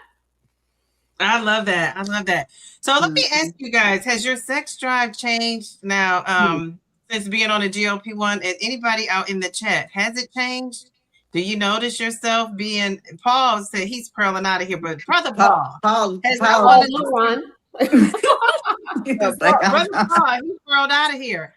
Round Mound, are you in here? No, he left. He left a long time ago. He left RMZ he said he couldn't hear anymore because he was walking. Yeah. Oh, okay. So I want to know, ladies out there, has your sex drive changed since you've been on the GLP-1? Didn't they say like so many women were getting pregnant taking the GLP-1? Like they say, they were telling women, be careful. You know, you don't want to. My daughter did. Pregnant. Oh, she did it while she was taking the GLP-1. Yeah, yeah. My daughter, she's due next month. I saw that picture you posted with you guys. I was so cute at the baby shower. Thank you. Yeah, she was on a GLP-1 for 3 months and got pregnant. Had to come off. Oh wow! Oh, geez, Louise. She's so cute. Such a cute, beautiful pregnant woman. Gorgeous. Yeah, she really is. All your children are beautiful, though. Okay. Now, Davina had a good comment, but then she didn't. I don't know what happened to it. I had to unhide it. The YouTube held it. I'm trying to. Oh, okay. Was it risque? Purple. Oh, she said, I know that these men aren't complaining with their pot bellies and lackluster hygiene. These balding scallywags. It makes you feel like there's some guy in YouTube land, like there's a negative comment about men. Because how would they pick this? And now Pamela got hidden too. Must have been a balding scallywag that hit it. He said a balding scallywag. That is hilarious. He said, I feel offended behind this. But that, I mean, oh my goodness, that is so. I'm trying to unhide. I know Purple Bellflower has it, but the question was, what was the question again, Shay? Has your sex drive changed since being on a GLP-1? I don't know because I haven't dated anybody. I've dated myself for the past couple of years. March 20th years. I've been dating Mel. Mel is like, well, I'm the Mel B #1. But besides that, I like my own company. However, am I dating? Have I gone out on dates? Yes. Have I had some interesting situations? Yes. But I am definitely going to keep dating. But I don't play. I'm not playing with nobody. Like, if you're not my person, I don't date casually. I just don't do that. I know what I want. So there you go. I don't know what that means for me, but it's in God's hands. So you're dating with intention? Absolutely. Yes. Okay. All right. I love that. Okay. I guess that's why I'm not dating, because and not that I wouldn't date, but I don't feel like I trust that the men that I've met have the right intention. And so it's like, I'm not even going to go there. Yeah. I could see that. Well, Tamika said, yes, mine has. So her sex drive has changed, and I'm all the way not interested like that anymore. What? So what do you do? What does your hubby do? What do you guys do? What do you do? Are you on a schedule? What are you doing? Are you making it work? Because it's like, Louise. I mean, I'm ready when God is ready. And again, I'm not a person that walks around and wears my spirituality or my religion on my shoulders, but I'm a deeply spiritual person. So my relationship with God is very quiet, it's very demure, like me. But the bottom line is that that's why I am like I am. That's why I'm so faithful. And I just have faith that what's meant for me is going to be for me. And I'm not going to manipulate it and push and try too hard. That's why, Shay, I told you that guy that I went out with had asked me out over the holidays. I went to 2 events with him and all of this, but I knew. And when I knew, I had enough respect for him and myself to be like, this is not it. You know what I mean? Yeah. This is it. So. Okay. So Pammy Whammy says, I'd say improved and more sensitive in the special spot. The GLP-1 has got you more sensitive in the special spot. Well, all right. I'm gonna have to give you some confetti behind that one. Jeez, Louise, the special spot of it all. That's for your hubby. Jeez, Louise. I love that. Okay, all right. Let's see. Joe says my libido has picked up massively. Well, you're gonna need it for your young whippersnapper. But that could be because of the She said that could be because of the day. Okay, all right. So that tells me that you really do like him too, right? It's a two-way connection. I love that. Is that such a good feeling? Don't you, the single ladies, don't you remember when you meet somebody new? It can be a little nerve-wracking and make you nervous, but it's also when you really do like somebody and you're vibing with them, it's such a great feeling because, you're still you're in that phase where they're trying to court you, date you, giving you compliments and all of that. Jeez, oh man. I'm about to go on datersanonymous.com. It's nice. No, it's nice to get out and go out, but also men can be very intimidated by women. This whole red pill, blue pill thing that started several years ago, and there's like this competition. And that disappoints me when I hear men talking about like women so negatively and things like that, independent women, etc. But yeah, men can be very intimidated. They can either be intimidated by your intelligence, they can be intimidated because maybe you are living too much in your masculine energy, shall I say, or they can be intimidated because of the way you look. So there's a lot for them to struggle with. And so I do have empathy for men, and I do smile, and I am grateful when men come up or they compliment me. I'm always like, thank you. Even if they look a hot mess or whatever, the fact that somebody does that, I'm very, very grateful for that. So I feel for the men too. So do you guys know who Wyclef John is? Is it John? Wyclef John? Someone please call 911. We got to get a Wyclef John up on Taisha's comment. Jeez, Louise. She said, I'm still not interested in sex at all. And she capped the at all. Okay, so aren't you taking the testosterone of it all? Like, what is going on? Simply Todd, what is going on? Her and Tamika are just keeping it real. And a lot of that is your hormones, Tamika. A lot of what I hear you saying is hormonal. So hopefully you find some support. Your husband feels like I'm going through the change, but I just do what I need to do. I just let him get it. Yeah. A lot of women do that. But if you get your hormones together, maybe you'll have a different experience. You need to tell this to your doctor because I think you said you get your results back in 2 weeks. It might be less than 2 weeks now. So when you get those results back, you're going to have that conversation, hopefully, and talk about, because I think a lot of times women get embarrassed, but this is like a huge part. Sex is a huge part of a relationship, especially a marriage. And you got to get it. You got to figure out what's also going to make you happy in the relationship, not just doing it for him. You also want to feel, like do it for yourself, a woman. Yeah. And by the way, Tamika and everyone else out there, Taisha knows this already, but testosterone is good. The Vagifem, but testosterone definitely in the United States, there's one indication for use in women, one sort of vetted indication, and that is libido. So if you say libido, you should be able to get a low dose testosterone. And then the Vagifem, there's no reason why you can't get that. That's a $10 per month prescription, or Uvafem, either one. But you should be able to get some relief even in perimenopause, even if you're still having a regular period and you can't get on estradiol, you should get testosterone and Vagifem or Uvafem. I just wanted to put that out there. That could help. Yes. Okay. All right. Let me see. I think did I miss a comment? Okay. Let me scroll down. Thanks for sharing that. I hope that was helpful. I fought it, Dee Dee. He's too young, but he pursued me, and I'm not used to that. I was always the man eater. She's a man eater. Remember that song? Who sang that? I used to love that little song.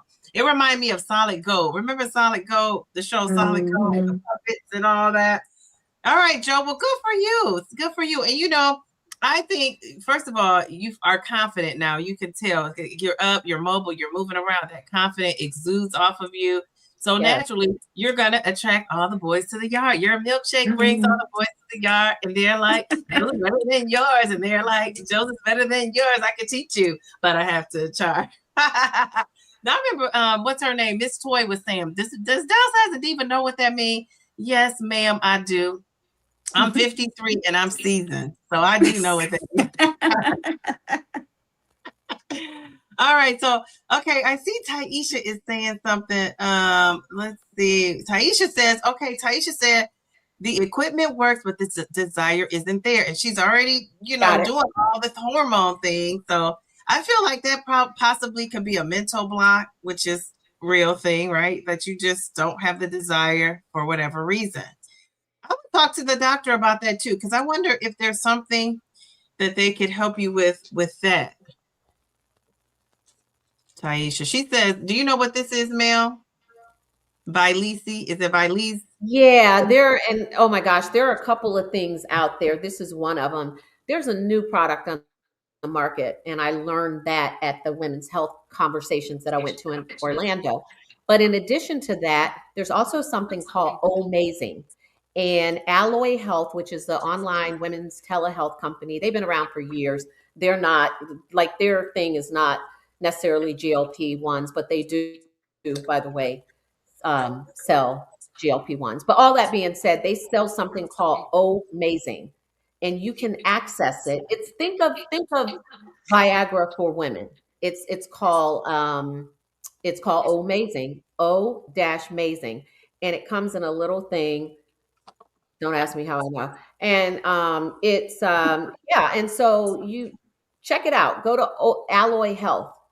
They also have like estrogen cream for your skin and all kinds of other stuff. So, but yeah, Alloy, it's not estrogen. It's a women's sex tool to help you get and remain aroused. And I think it's like lasts for 4 hours or something, the arousal. So anybody who just needs to, and it's not an emotional issue, or you're dealing with other things outside of, because that's the other thing. If you have stressors in your life, which a lot of women do in mid-age, we have aging parents, we have children who act in a fool, grown children who we still have to look after. All of these things are happening, and that in itself could impact your desire. So Amazing, check it out. It might be helpful. Yes, I would say check with your doctor before you try that Amazing, and hopefully you can't just get it. You have to talk to a doctor. Okay, good. Okay, so and hopefully it's amazing once you get Amazing. I don't know, but I got some just in case. Ooh, just in case. Oh my, J-I-C, J to the I to the C, just in case. So you're going to try sex therapy, the sex therapy of it all. I picture when she says sex therapy, for some reason, what's the name of that movie where they were tying folks up? And it was The Millionaire, and he had the little girl that was his, I don't know if she was his secretary, his something. What was the name of that movie? And it was a book, and the lady wrote a book, and then it became this huge movie. 50 Shades of Grey. 50 Shades of Grey. That's what I see not Tamika, Taisha. I see Taisha at sex therapy, the sex therapy of it all with the 50 Shades of Grey. Jeez Louise. Let me know how that works out. Jeez Louise, I Yes, like that. That please. sounds interesting. Sure. Okay. Yes. Okay. So Joe was saying she loves how dedicated Mel is to the women's health of it all. Very good. Me too. Ruth said my gynecologist also recommended, let me see, I can't read that. 2 books for me to read to help with the desire. I'm also doing BHRT. Okay. Very good. Yeah, the 50 Shades of Grey of it all. What are the 2 books? Do you know the 2 books? If you know the names, put them in the chat. We can use a good read. Jeez Louise. Yeah, because 50 Shades of I'm Grey. getting about tired of hearing Dr. Anya on that book enough talk because she talked like she's about 5 years old. And I'm like, oh God, can I please give me something else to read? Oh, or listen to. She does. Yeah, it's all good when Oprah comes up, slides Me up too, in there with Titan. her 2 cents. Geez, why was I thinking the movie was Annie? The sun will come out tomorrow. That's probably why. Because the sun will come out I was gonna say, I think tomorrow. that's a whole nother movie on the dark web. Your sex drive will come back tomorrow. Jeez, Louise. Okay. So what is Davina saying? I'm always very kind to men who approach me, even if I'm not interested. I'm tall, and if I'm wearing heels, I'm pushing 6'4". So it takes a lot of courage to come up to me. I bet you it does. Okay, very good. I think being kind is always a good thing. Yes, You can't agreed. go wrong when you're kind. I love that. You thought about the song I thought about the song Justin Timberlake, I'm bringing sexy back. Da-na-na-na-na-na. After you guys finish that sex therapy, you're going to be like, I'm bringing sexy back. Dun, dun, dun, dun, dun, dun. Okay, let's see. Let's see. What are you guys saying? So Taisha was getting it multiple times a day, girl. Okay, so you went from that to not wanting to do it at all. Now, if that's a shocker. That could be a shocker for some men if you were doing that, and then now you're to the point where you're not. So I think that's why it's good to have an understanding, partner, Yes. because we change, women change, men change, and you just gotta have to go with the change. Okay, so it's Come As You Are by Emily. Okay, Nagoski, and Better Sex Through Mindfulness. Jeez Louise, that sounds like a lot to think Love about. By Lori that. Brado, PhD. Okay, all right, very good. Thank you for sharing that. Come As You Are and Better Sex Through Mindfulness. That Well, second book is I would definitely read that. Let me check that out. Let me I'm gonna wait till I get a man to read that. it's probably not a real sexy book.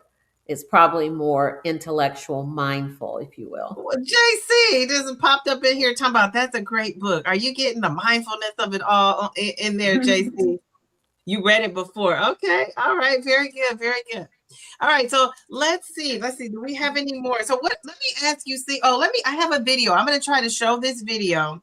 This was a conversation, or we have a couple more minutes. So this was a conversation that Mel and I had on all the single ladies. She said, poor TJ. I agree. This was a conversation of the single ladies. So the question is, why aren't men approaching women? So some of you say you're approached, right? Now it's a catch-22. I'm approached too. I think because I always have a smile on my face.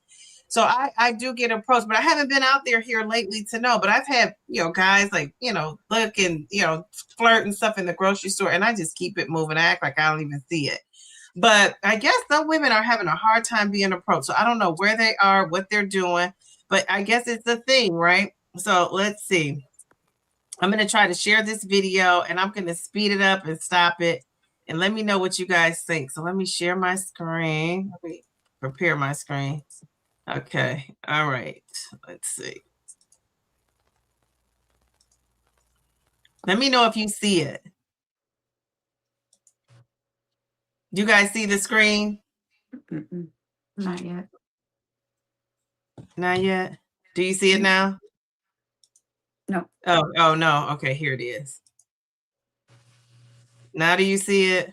Yeah. Okay. All right. So here we go. My last video, which was about like dating, And a lot of people are like, yeah, it's the same. And I don't see a lot of like men. I do get some like DMs from men saying the same thing, but like I wonder if men feel the same way, or if they're like intimidated to like talk. Like, what do we do? Like, how do we fix this genuinely? Why are men not confident enough to walk up to women now? Say shout out to the guys who are confident enough to walk up to women. The masculinity on earth has diminished drastically that guys don't even come up to you anymore. They'll just stare at you from a distance. As a woman who's trying to embody her feminine energy, you're not going to catch me going up to the guys. You're just not. We can just stare at each other. Say shout out to the guys who are confident enough to walk up to women, because guys don't do that anymore. If God were to guarantee that your 20th person would be the love of your life, you would be so happy to be rejected by 19. So why are men not confident enough to walk up to women now? We don't chase. We signal like, you can come up to me now. But all men do is just look at you now. And of course, like if the woman is interested, she's gonna keep looking your way too. But it just like stays like that. Nothing ever happens because men don't walk up to women anymore, or they're just tired of being rejected. But it's like if God were to tell you that you're gonna go through 20 rejections before you get to your yes, and that's gonna be the love of your life, you guys would be so happy to go through all 20 because you would just be so closer to the love of your life. Come on, guys, you guys gotta do better. Tell me why every day I go out looking adorable, tits bouncing, skin glistening, and yet nobody ever hits on me or approaches me. Ever. Oh my God, like please. I'll take a fucking construction worker cat call at this point. Guys, men used to go to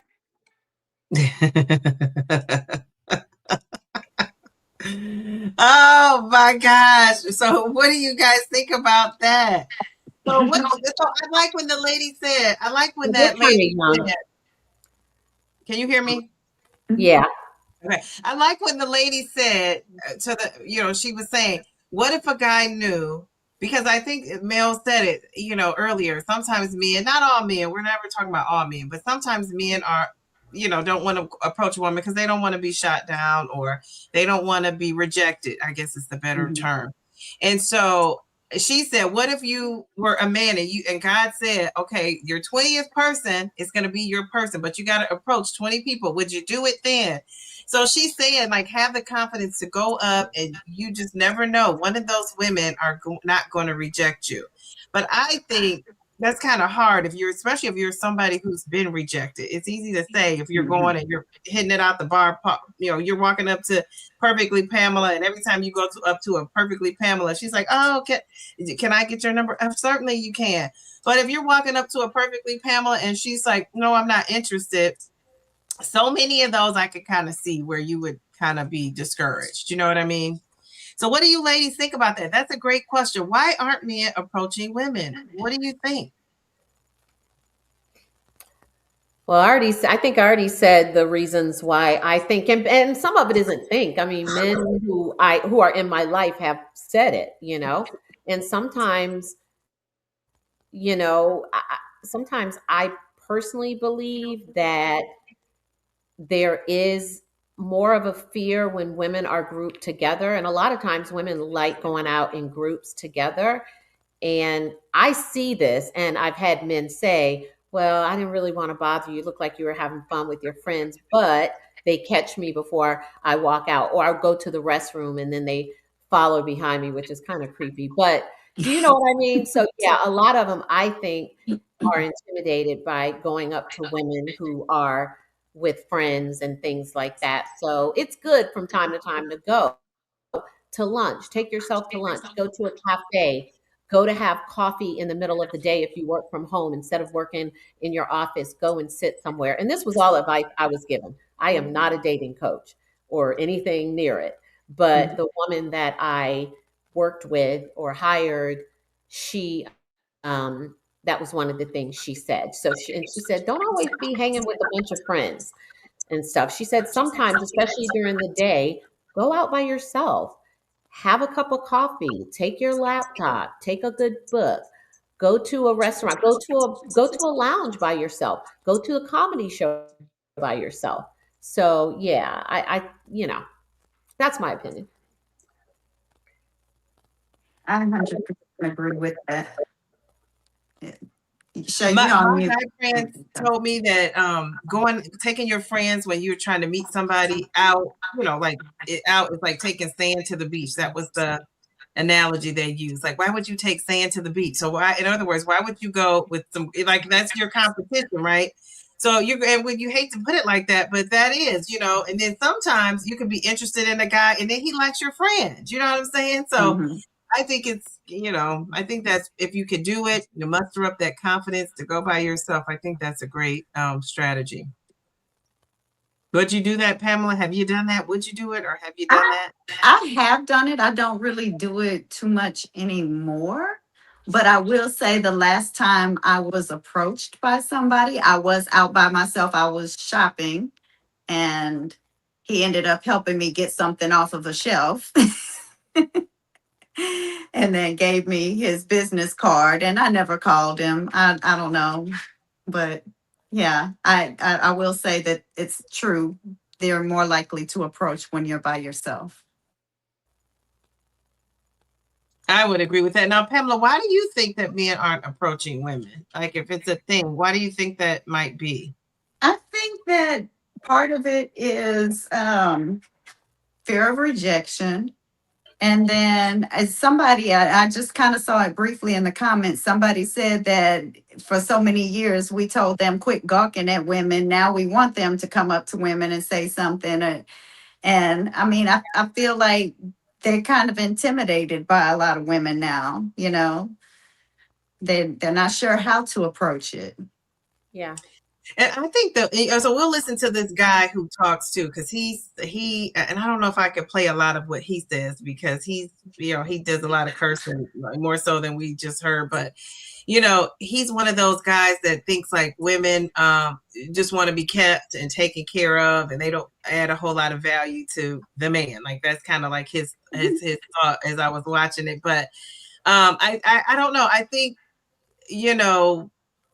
I don't know. It's a catch-22. I think women do want to be. I think it's all how you do it. Like, to be catcalled at, every woman doesn't like that.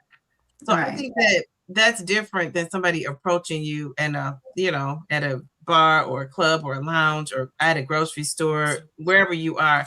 I think that's a little bit different. And sometimes I think when you're single, one of the things that we have to be careful about as you age is, they say data is showing that the women are now out earning the men. So women are having these, 6 figures, and the man is not.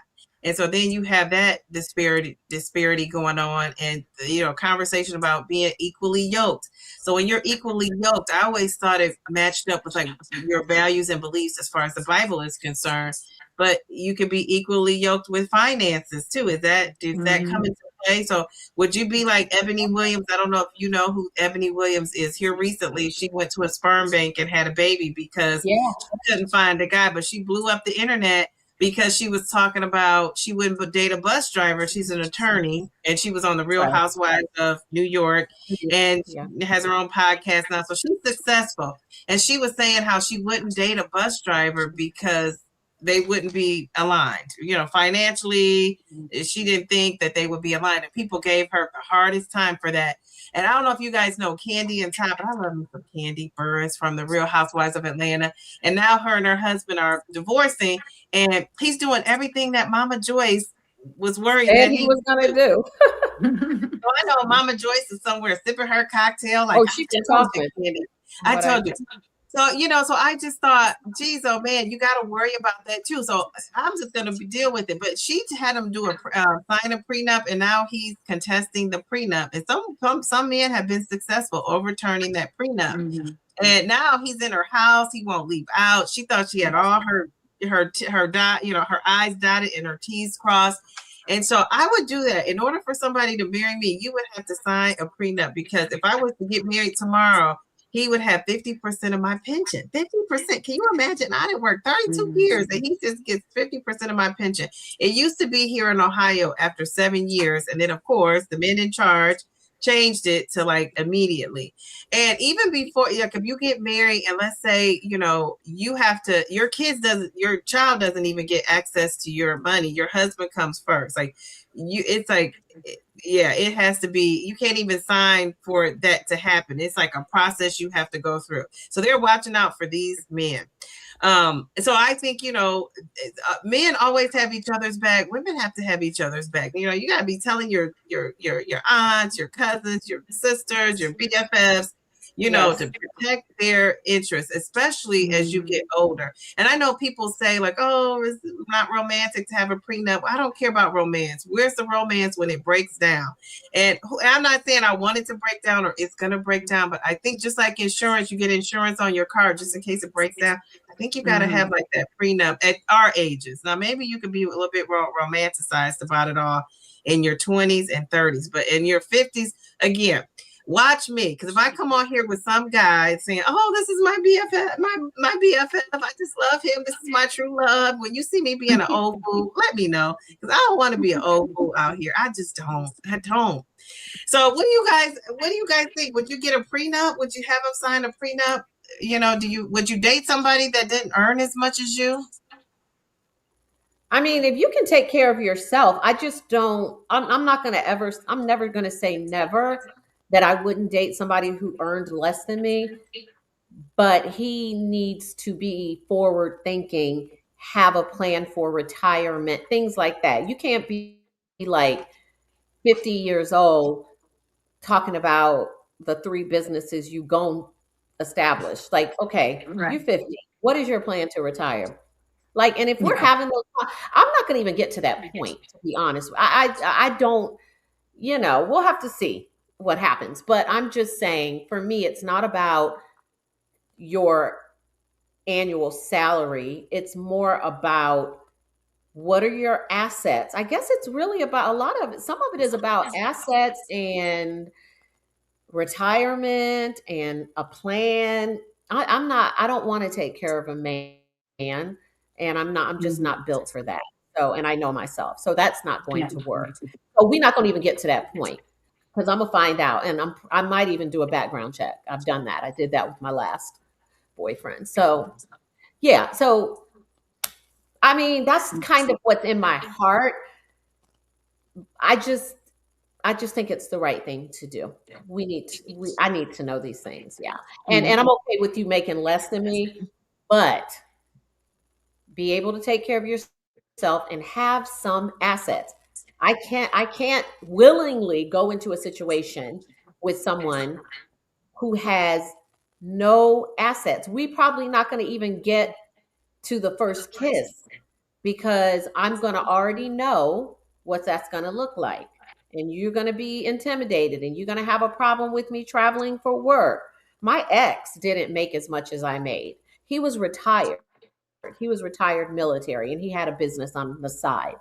And he would be like, we only talk for 5 minutes today. I'm out of town working. Like, seriously, is this what we're doing? It's like out of sight, out of mind with you.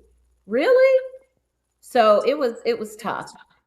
And I don't want to go through that. So I'd rather have somebody that has a plan and I don't have to worry about their financial situation. And they have some things to do outside of our relationship.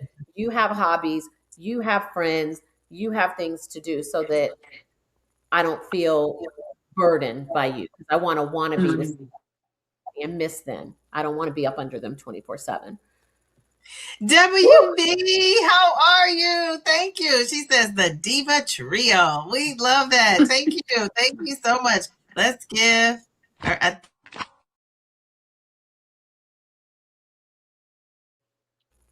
love it. Okay, so Mel, I think that, and you know, I think with guys, that's probably like an unpopular opinion, but that's okay. I think I don't know if Nicole said it when I'm looking in the chat. Bye. Good night, Miss V. She says, great conversation. She's headed to the gym. It's late. Well, maybe it's not late where you're at. It's 10:28 where I'm at. But I think when you're older, I think Bellflower brought this up, but I think you date when you're dating focus and what you want and need changes as you age, right? Because the needs are different. And so I think if you're answering as a 30-year-old, your answer might be different than it is as a 53-year-old, and that's okay. So I think we got to recognize that Yes. too. And those people on those videos were very young. That's the first thing that came to my mind. They were a little immature. You could tell by some of the things they were saying, because I can answer that question. You don't have to post that to TikTok. Like, we're too it is focused on what the it is. outcome and what we can get versus thinking how we can learn and contribute to others' life in a great way. Okay, I can see that too. Yeah, but they still got to get that prenup going.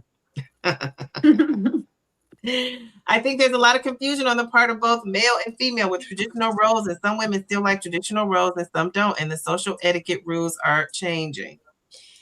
Yeah, I can see that too. I can see that too. It's yeah. I think what happened is women are now boss ladies. You know what I'm saying?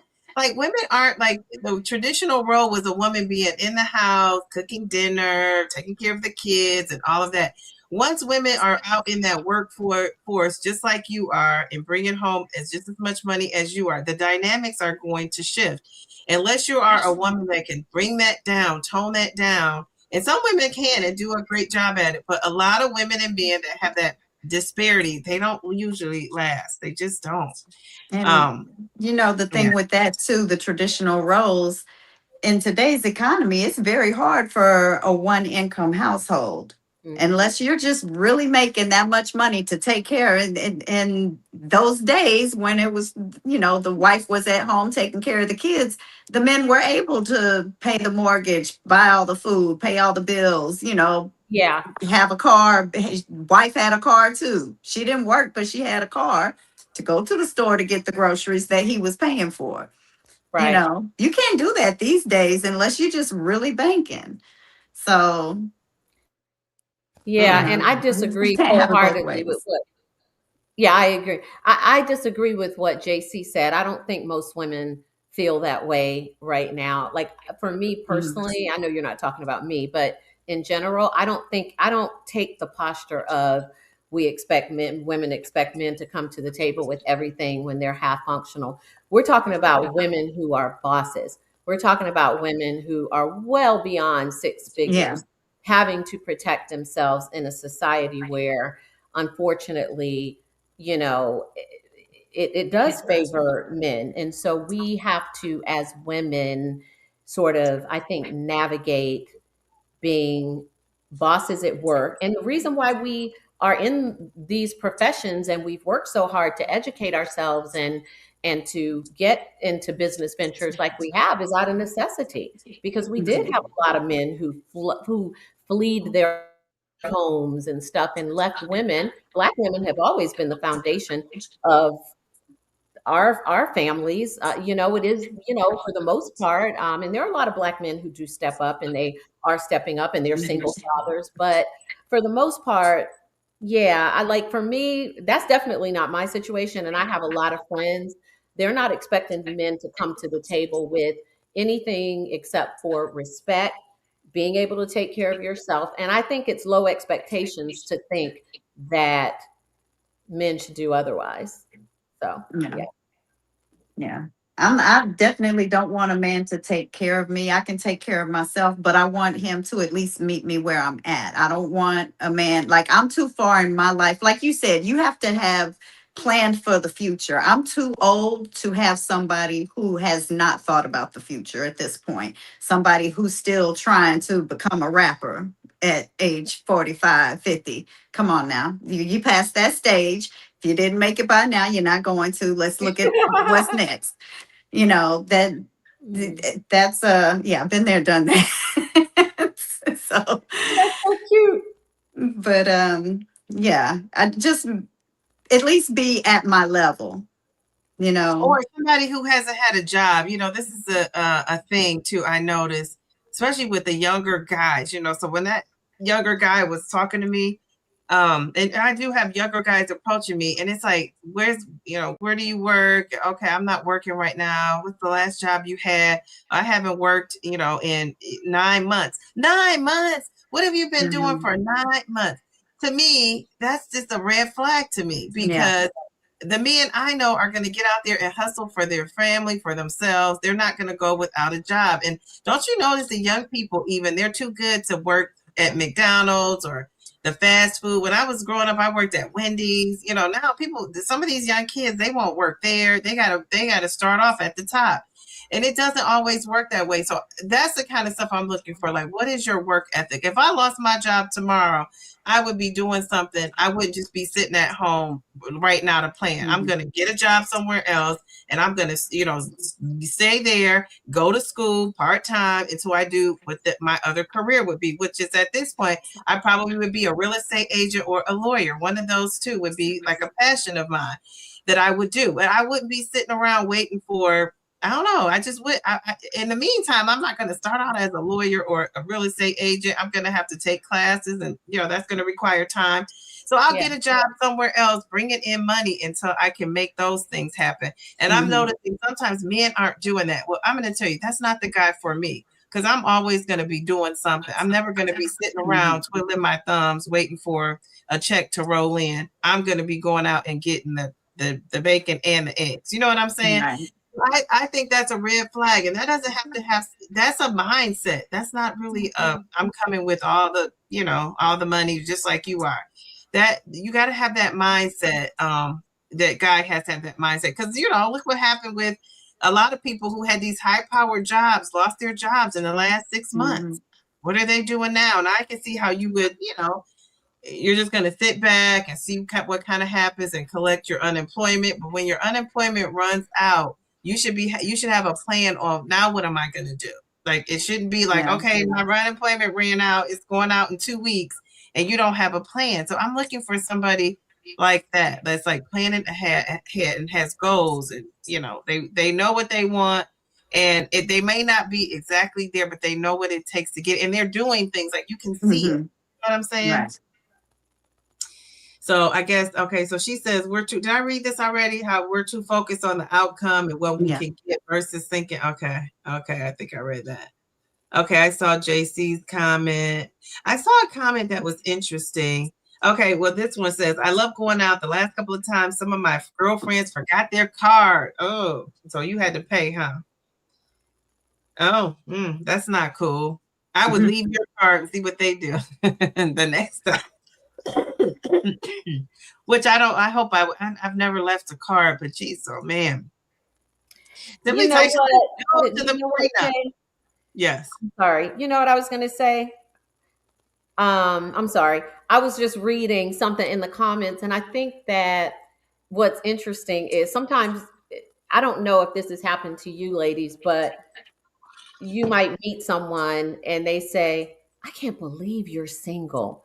And it's almost like, and it's a part of this narrative where if you're middle age and you are single, oh, what's wrong with her? What's wrong with him? Well, how about, it's not like you've always been single. It's not like I've been single since I was 16, right? For me personally, but I find that very interesting, that I think that mindset, and I think it was Bellflower who said that, but I think that's a narrative that, you know, there's always narrative created about women. We don't hear the same thing with men, which is interesting. But I do think that that once you get older, you do change. If you've been married for 20 or 30 years, your experience is going to be way different than mine. You know what I mean? I mean, if you've been taking care of yourself, even for a part of that time, because I was 19 when I got engaged the first time. I was in my 20s when and that, I called that off. And then I met somebody else, got engaged, got married, got divorced, and then got engaged more times. So it's not because you happen to, in this moment of time, be single. So when somebody asks, like a man asks, I can't believe you're single. Well, why are you single? Like, why are you single? You know?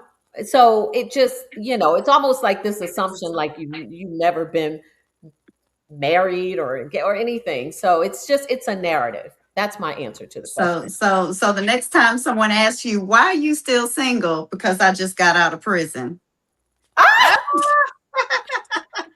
I I never thought of that. But I'm looking for somebody. Are you interested? That's a good one. I like that. I like that.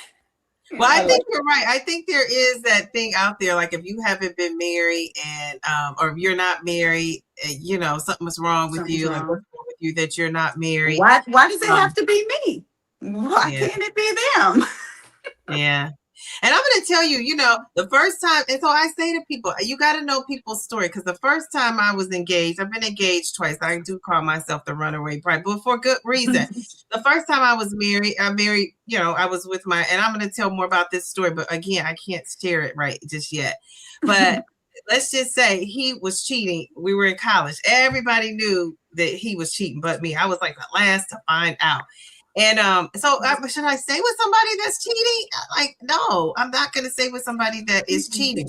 And it's so funny because years ago, you know how you have your college alums and you go back and, you know, I went over to his house with a couple of, you know, people from college, and come to find out he was living there with some girl, didn't tell me, but trying to talk to me again. So he is one of those people that's just going to be a chronic cheater. Like he's just a cheater, pumpkin eater. And so it's like, I'm so glad that I wasn't desperate to be with somebody. And, you know, and not that you have to be if you're accepting cheating. But for me, I just feel like I got so much going on for myself. That's the last thing I need to start off with, because my dad always told me that a guy should treat you the best he's going to treat you when you're dating, right? Because he's trying to impress you. He's trying to, you know, get you. And I was like, no. And, you know, and of course it took like having a strong dad to like reinforce that, no, this is not for you. So then the second time he didn't, if he cheated, I never knew about it. But the second time he had more money than me. He was the breadwinner, and he bought me my first car. Like he bought me my first car. He led with his money. And one of the things he did was he was very controlling. I'll talk more about that too. One of these days. But he was very controlling. And so I'm lucky I got out of that, because, you know, he used to say to me, like, if I didn't love your parents, I would slap the S out of you. And he was, one time he shook me and he said, I didn't love your parents, I would slap the, you know, whatever out of you. And eventually he would have, you know, and it's just like, I was said to myself, like, I don't see myself being in this situation. Now we were married. I mean, I just thought this was the end all be all. And again, I just was thinking, I don't care about his money, because, you know, guys with money kind of lead with that. He led with his money. And I was thinking, I don't really care about that. And at the time I was like, you know, it was a teacher, starting teacher salary was like $30,000. So I was not making, he probably was making triple that. He makes a ton of money now. And since then, you know, we, you know, maintained talking over the years. And he cried more at my mom's funeral than anybody. He was up in there boo-hooing, even in the repast. But, you know, it's just like, it was such a good decision that I just didn't stick around. So, and I just think like a lot of stuff happened that set me up to being so overprotective of my heart, like the things that went on with those two situations. And so I am to the point where if I notice it's not right, I just don't stick around for that. And so I wish I didn't have those experiences, but those experiences are, you know, I am who I am, and I am that for a reason. And again, like I say, you know, it's not cool that I'm saying this, because, you know, you shouldn't be out here doing what you're doing, you know, with God watching you. But I'm telling you, when I am out here dating, you know, I'm happier than the married people I know. And so I just don't feel like, you know what I'm saying? I just don't feel slighted. I just don't. Now, I'm one of those women. I know women tend to say, I don't need a man. I do need a man, because what I need a man for, I don't know any, my friends can't give it to me. No one can give it to me. And I think we were designed to be with, you know, a mate and a partner. So I do feel like I do need a man. I would love to have a man. Now, financially, I think we always connected to the finances. Financially, no. But for everything else, for the emotional support, you know, the partnership, the friendship, all the things that you know, a good guy brings to a home, I would love to have that for myself. But yeah, I'm not desperate to have it at all, and I'm very, you know, happy with what I'm doing. But that would only enhance what I'm doing, right? It's going to enhance. The right person. Enhance. Yeah, if it's not going to enhance, guess what? I don't want it. I don't want it. I don't. And I'm going to say, you know, sorry to my married friends out there watching, but I'm just going to be honest. Like, I don't see a lot of relationships that I say, I wish I had that. I just don't. Mm-hmm. Do The you? way your face looks. I wish Yeah. I had that. I just don't. And that's because I'm over I here. know a few. I know a few. Yeah, I was gonna say I know a few, but not I'm a whole over here lot. easy breezy, lemon squeezy. It's a challenge, right? Being in a relationship and you go through your ups and your downs. And I'm one of those people, like, I don't want the downs. And I know it's gonna be down. So that's why I say for me, I think that's where my struggle is. And that's why I'm single and ready. I'm not even ready to mingle. I'm just single. Please, Louise, I want to be ready to mingle. So that's just going to be a mind shift for me. And I have to get in my head, there's no perfect guy. I do know that. Yeah. But there is a guy for me. And I'm waiting to find that. And not that my friends have like terrible relationships, but they go through some things. And I'm over here easy breezy, lemon squeezy. Yeah, exactly. Yeah. I'm excited. I think there are definitely men out there who want relationships with mature women who are living in their feminine energy. And that does not mean you're like, ooh, ah. It just means that you're powerful, but that power comes through like sweetness and kindness and caring. And that's what I see feminine energy. It's not, you know, being masculine versus, you know, talking like this. No, that's not what it's about. But I think there are a lot of men out there who are looking for someone to live out the rest of their lives with, you know? So, yeah, you know, I'm excited. I remain excited and optimistic.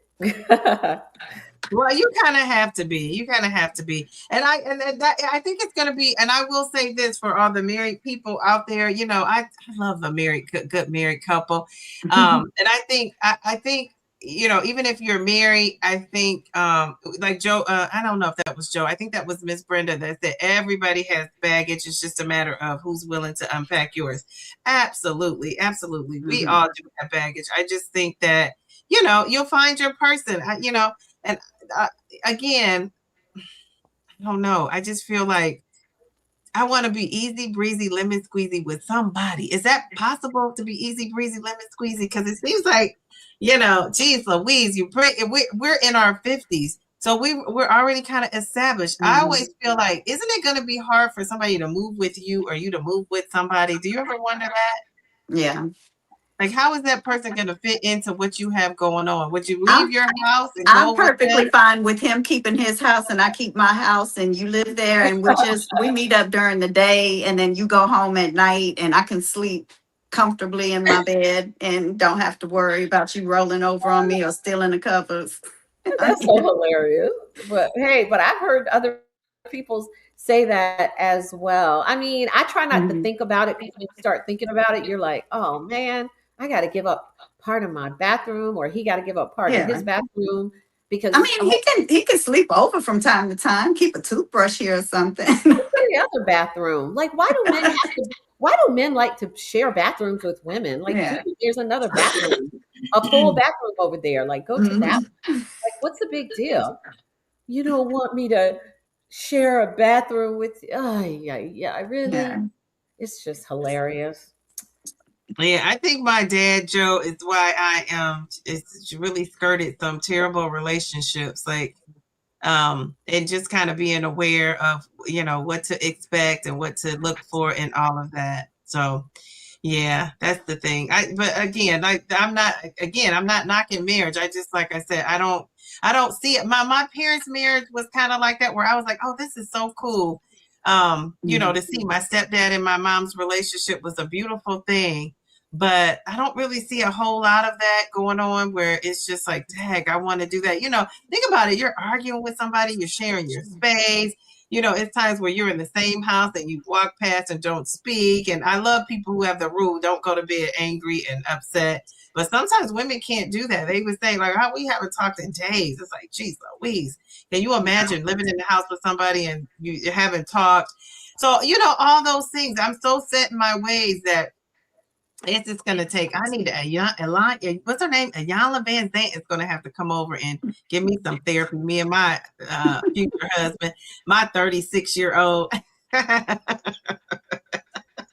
That's I'm funny. gonna call you guys and be like, Mel and Pamela, I met this 25-year-old. What would you tell me if I said that? I'd be Pamela, like, I called you up girl, and said, I met this 25-year-old. What would you say? I go don't start know. praying. It depends. Where is he in life? That would be my thing. Pamela, you should see your face. You gotta run this back and look at your face when I said that. I mean, most of the guys that I've dated have been younger. The last relationship I was in, he was 11 years younger than me. So I don't, but it's again, it's where is he at mentally? Mm-hmm. Is he financially stable? Is he able to take care of himself, or are you having to be mama and girlfriend? Mhm. That's what you don't need. Now, there was a comment up in here about did you guys see that? It was something about, I think Joe wrote it. Something about it was okay. I like this comment. Prenup is valuable if you're protecting already established assets. Also, it depends on age and how you match up. Yes, and I think people have to remember we're up here. We're all in our 50s. We're not like young spring chickens. Right. We're established. And he wants me to sign a prenup. I'll sign a prenup. It's not just I'm Absolutely. Thank you. It's not just for you. It's not just for Yeah. the Yeah. man, you getting his stuff. I'm thinking about my own assets. I'm like, I got college Yeah. funds for Yeah. my nieces and nephews and all kinds of other stuff in the state of Florida. In order for you to leave assets to anyone outside of your spouse has to sign off to give you permission to do it. That's Florida, So like, yeah, so those are things you have to think about.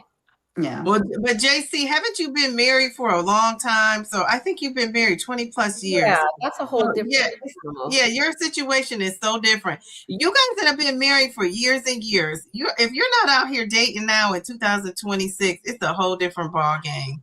And don't come out here dating. Make your relationship work. Because I'm telling you, it's a jungle out here. It's like I said, I call this YouTube with the Wild Wild West. So is dating. So I say, if you have somebody, try to do your best to make it work, unless they're physically hurting you. Or I was gonna say with limitations. Yeah, I mean, besides the obvious red flags, I say stick it out and make it work. And I just think because once you get out here, you'll see the grass is not always greener. It really is not. And it's not going to be a perfect relationship, but yeah, I say don't come out here. Now, somebody said something about on YouTube. Did you see that comment? Mel is checking out the comments. Did you see that, Mel? About YouTube? Yeah, Somebody said something about people not being honest on YouTube about something. What was that? I'm trying to find that. Well, help me out, Nicole Bellflower. Was it me? I think it might have been Joe that said it. I think it might have been Joe. Or was it Joe or Miss Brenda? Or was it JC? Okay, here it is. The problem we have with social media is that some content creators are talking about truths when really it's for clicks. I don't think it's 100% accurate that men no longer try.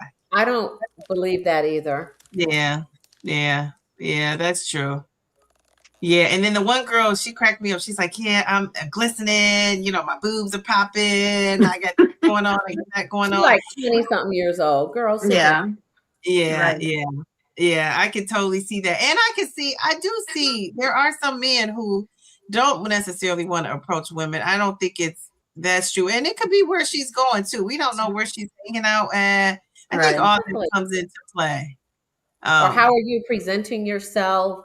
That's another thing. And maybe he just don't like, maybe there's something you're giving off. And as women, we have to admit that. We have to look at ourselves inside and out and say, okay, what is it what am I giving? Right? What am I giving? Because we have responsibility I believe, to be open and to assume positive intent, not always be negative. you know, and that takes work. That's not easy sometimes, especially Yes. after that.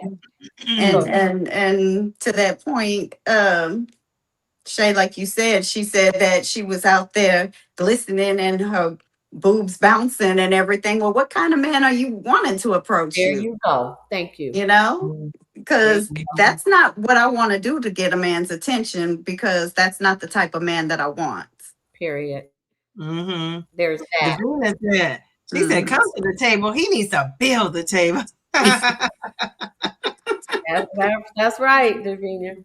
This is the whole financial conversation. It really is one of the things that makes it more difficult for a woman nowadays to in our age group to find to find somebody, because I think, not that you have to be making all this money, but you have to be doing something. You have to have something going on.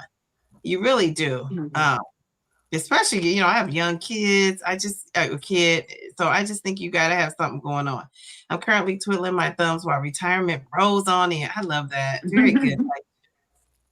This new batch of men is very different. They have no assets but to protect, but they're family jewels, and they don't want nobody to have those. No, nobody wants those. That's so funny. Yeah. Now, what if they say, what are assets? You ask them what are assets, and they start asking what those are. It's like a red flag. When my daughter got a divorce, she was more successful. She was the more successful and ended up paying palimony for 2 to 3 years. She had to give him one of the cars. So she will definitely get a prenup. So it only takes you one time to learn that hard lesson. And I have a teacher friend who now she's actually been teaching more years than me. And her husband was caught cheating on her. I mean, literally, I'll tell you that story too. One of these days, he was literally caught cheating on her, like red-handed.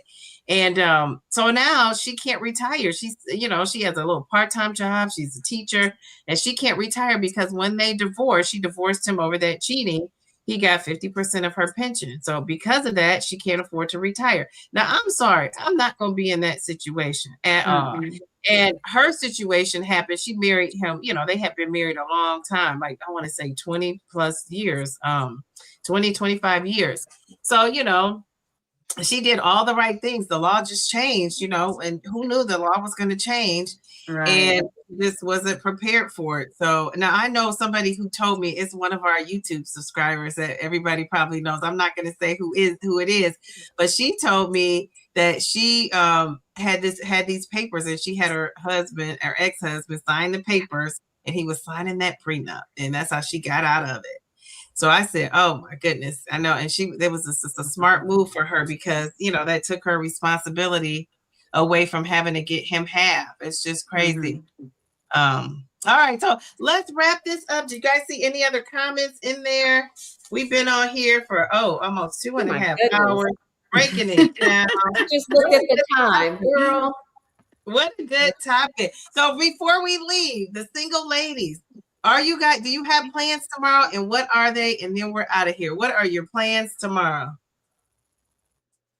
Yes, I am going out tomorrow to an event, an old school music event. They do it once a month, but tomorrow will be more dedicated to like the ladies and all of that. So I am doing that. It is a day party, because that's my thing. So it's from 4 p.m. to 10 p.m. So, but I'm usually out of there early. We'll go and stay a couple of hours, me and my friend Shalene. And if she can't go, I'm still going to go by myself for a couple of hours. Man, I love that. All right, very good. I love that. She's still going, she said. Okay, very good. Yes, all right. Yes. And plans for you? I don't have any plans like that. I'm going to the gym. I have to go by the funeral home and pick up my mom's death certificate. And then I will be recording one of my YouTube videos that I was supposed to do this week and just hadn't been motivated to do. So yeah. I can relate. I'm planning to, I do have a nail appointment, so I have that little bit of self-care going on. And then I'm getting a cold, so I think I'm going to relax and work on my video. And my daughter has a little thing to go to, a little afternoon soiree, whatever you call it. She's from 5:30 to, I want to say 8:30. So she'll be out, and then I'll just be here luxuriating by myself at home. So how about that? So I'm looking forward to it. Yeah, I'm looking forward to just having the house to myself. Yeah. All right. So sleepy. anything else in the chat? Thank you guys. This was a fun time. Thank I you guys. appreciate hanging out with the girls for Valentine's Day. And let me just say, we love the married people. We're just not married yet. If I get married, I'm inviting It's you God's on. will. Right. Joe left out of here, but Joe, good luck on your date. I can't wait to hear all Yes. about it. I'm excited for her. I mean, just think about her story, how she went from being a mobile to now she is going on a virtual date. I mean, isn't that like a full circle going on? That is. I love it. Love it. So thank you, ladies. Have a good night. I will see you Thank guys you. soon. Bye. Bye. Thanks. Happy Bye. Valentine's Bye, Day. Pamela. Bye, Shay. Bye.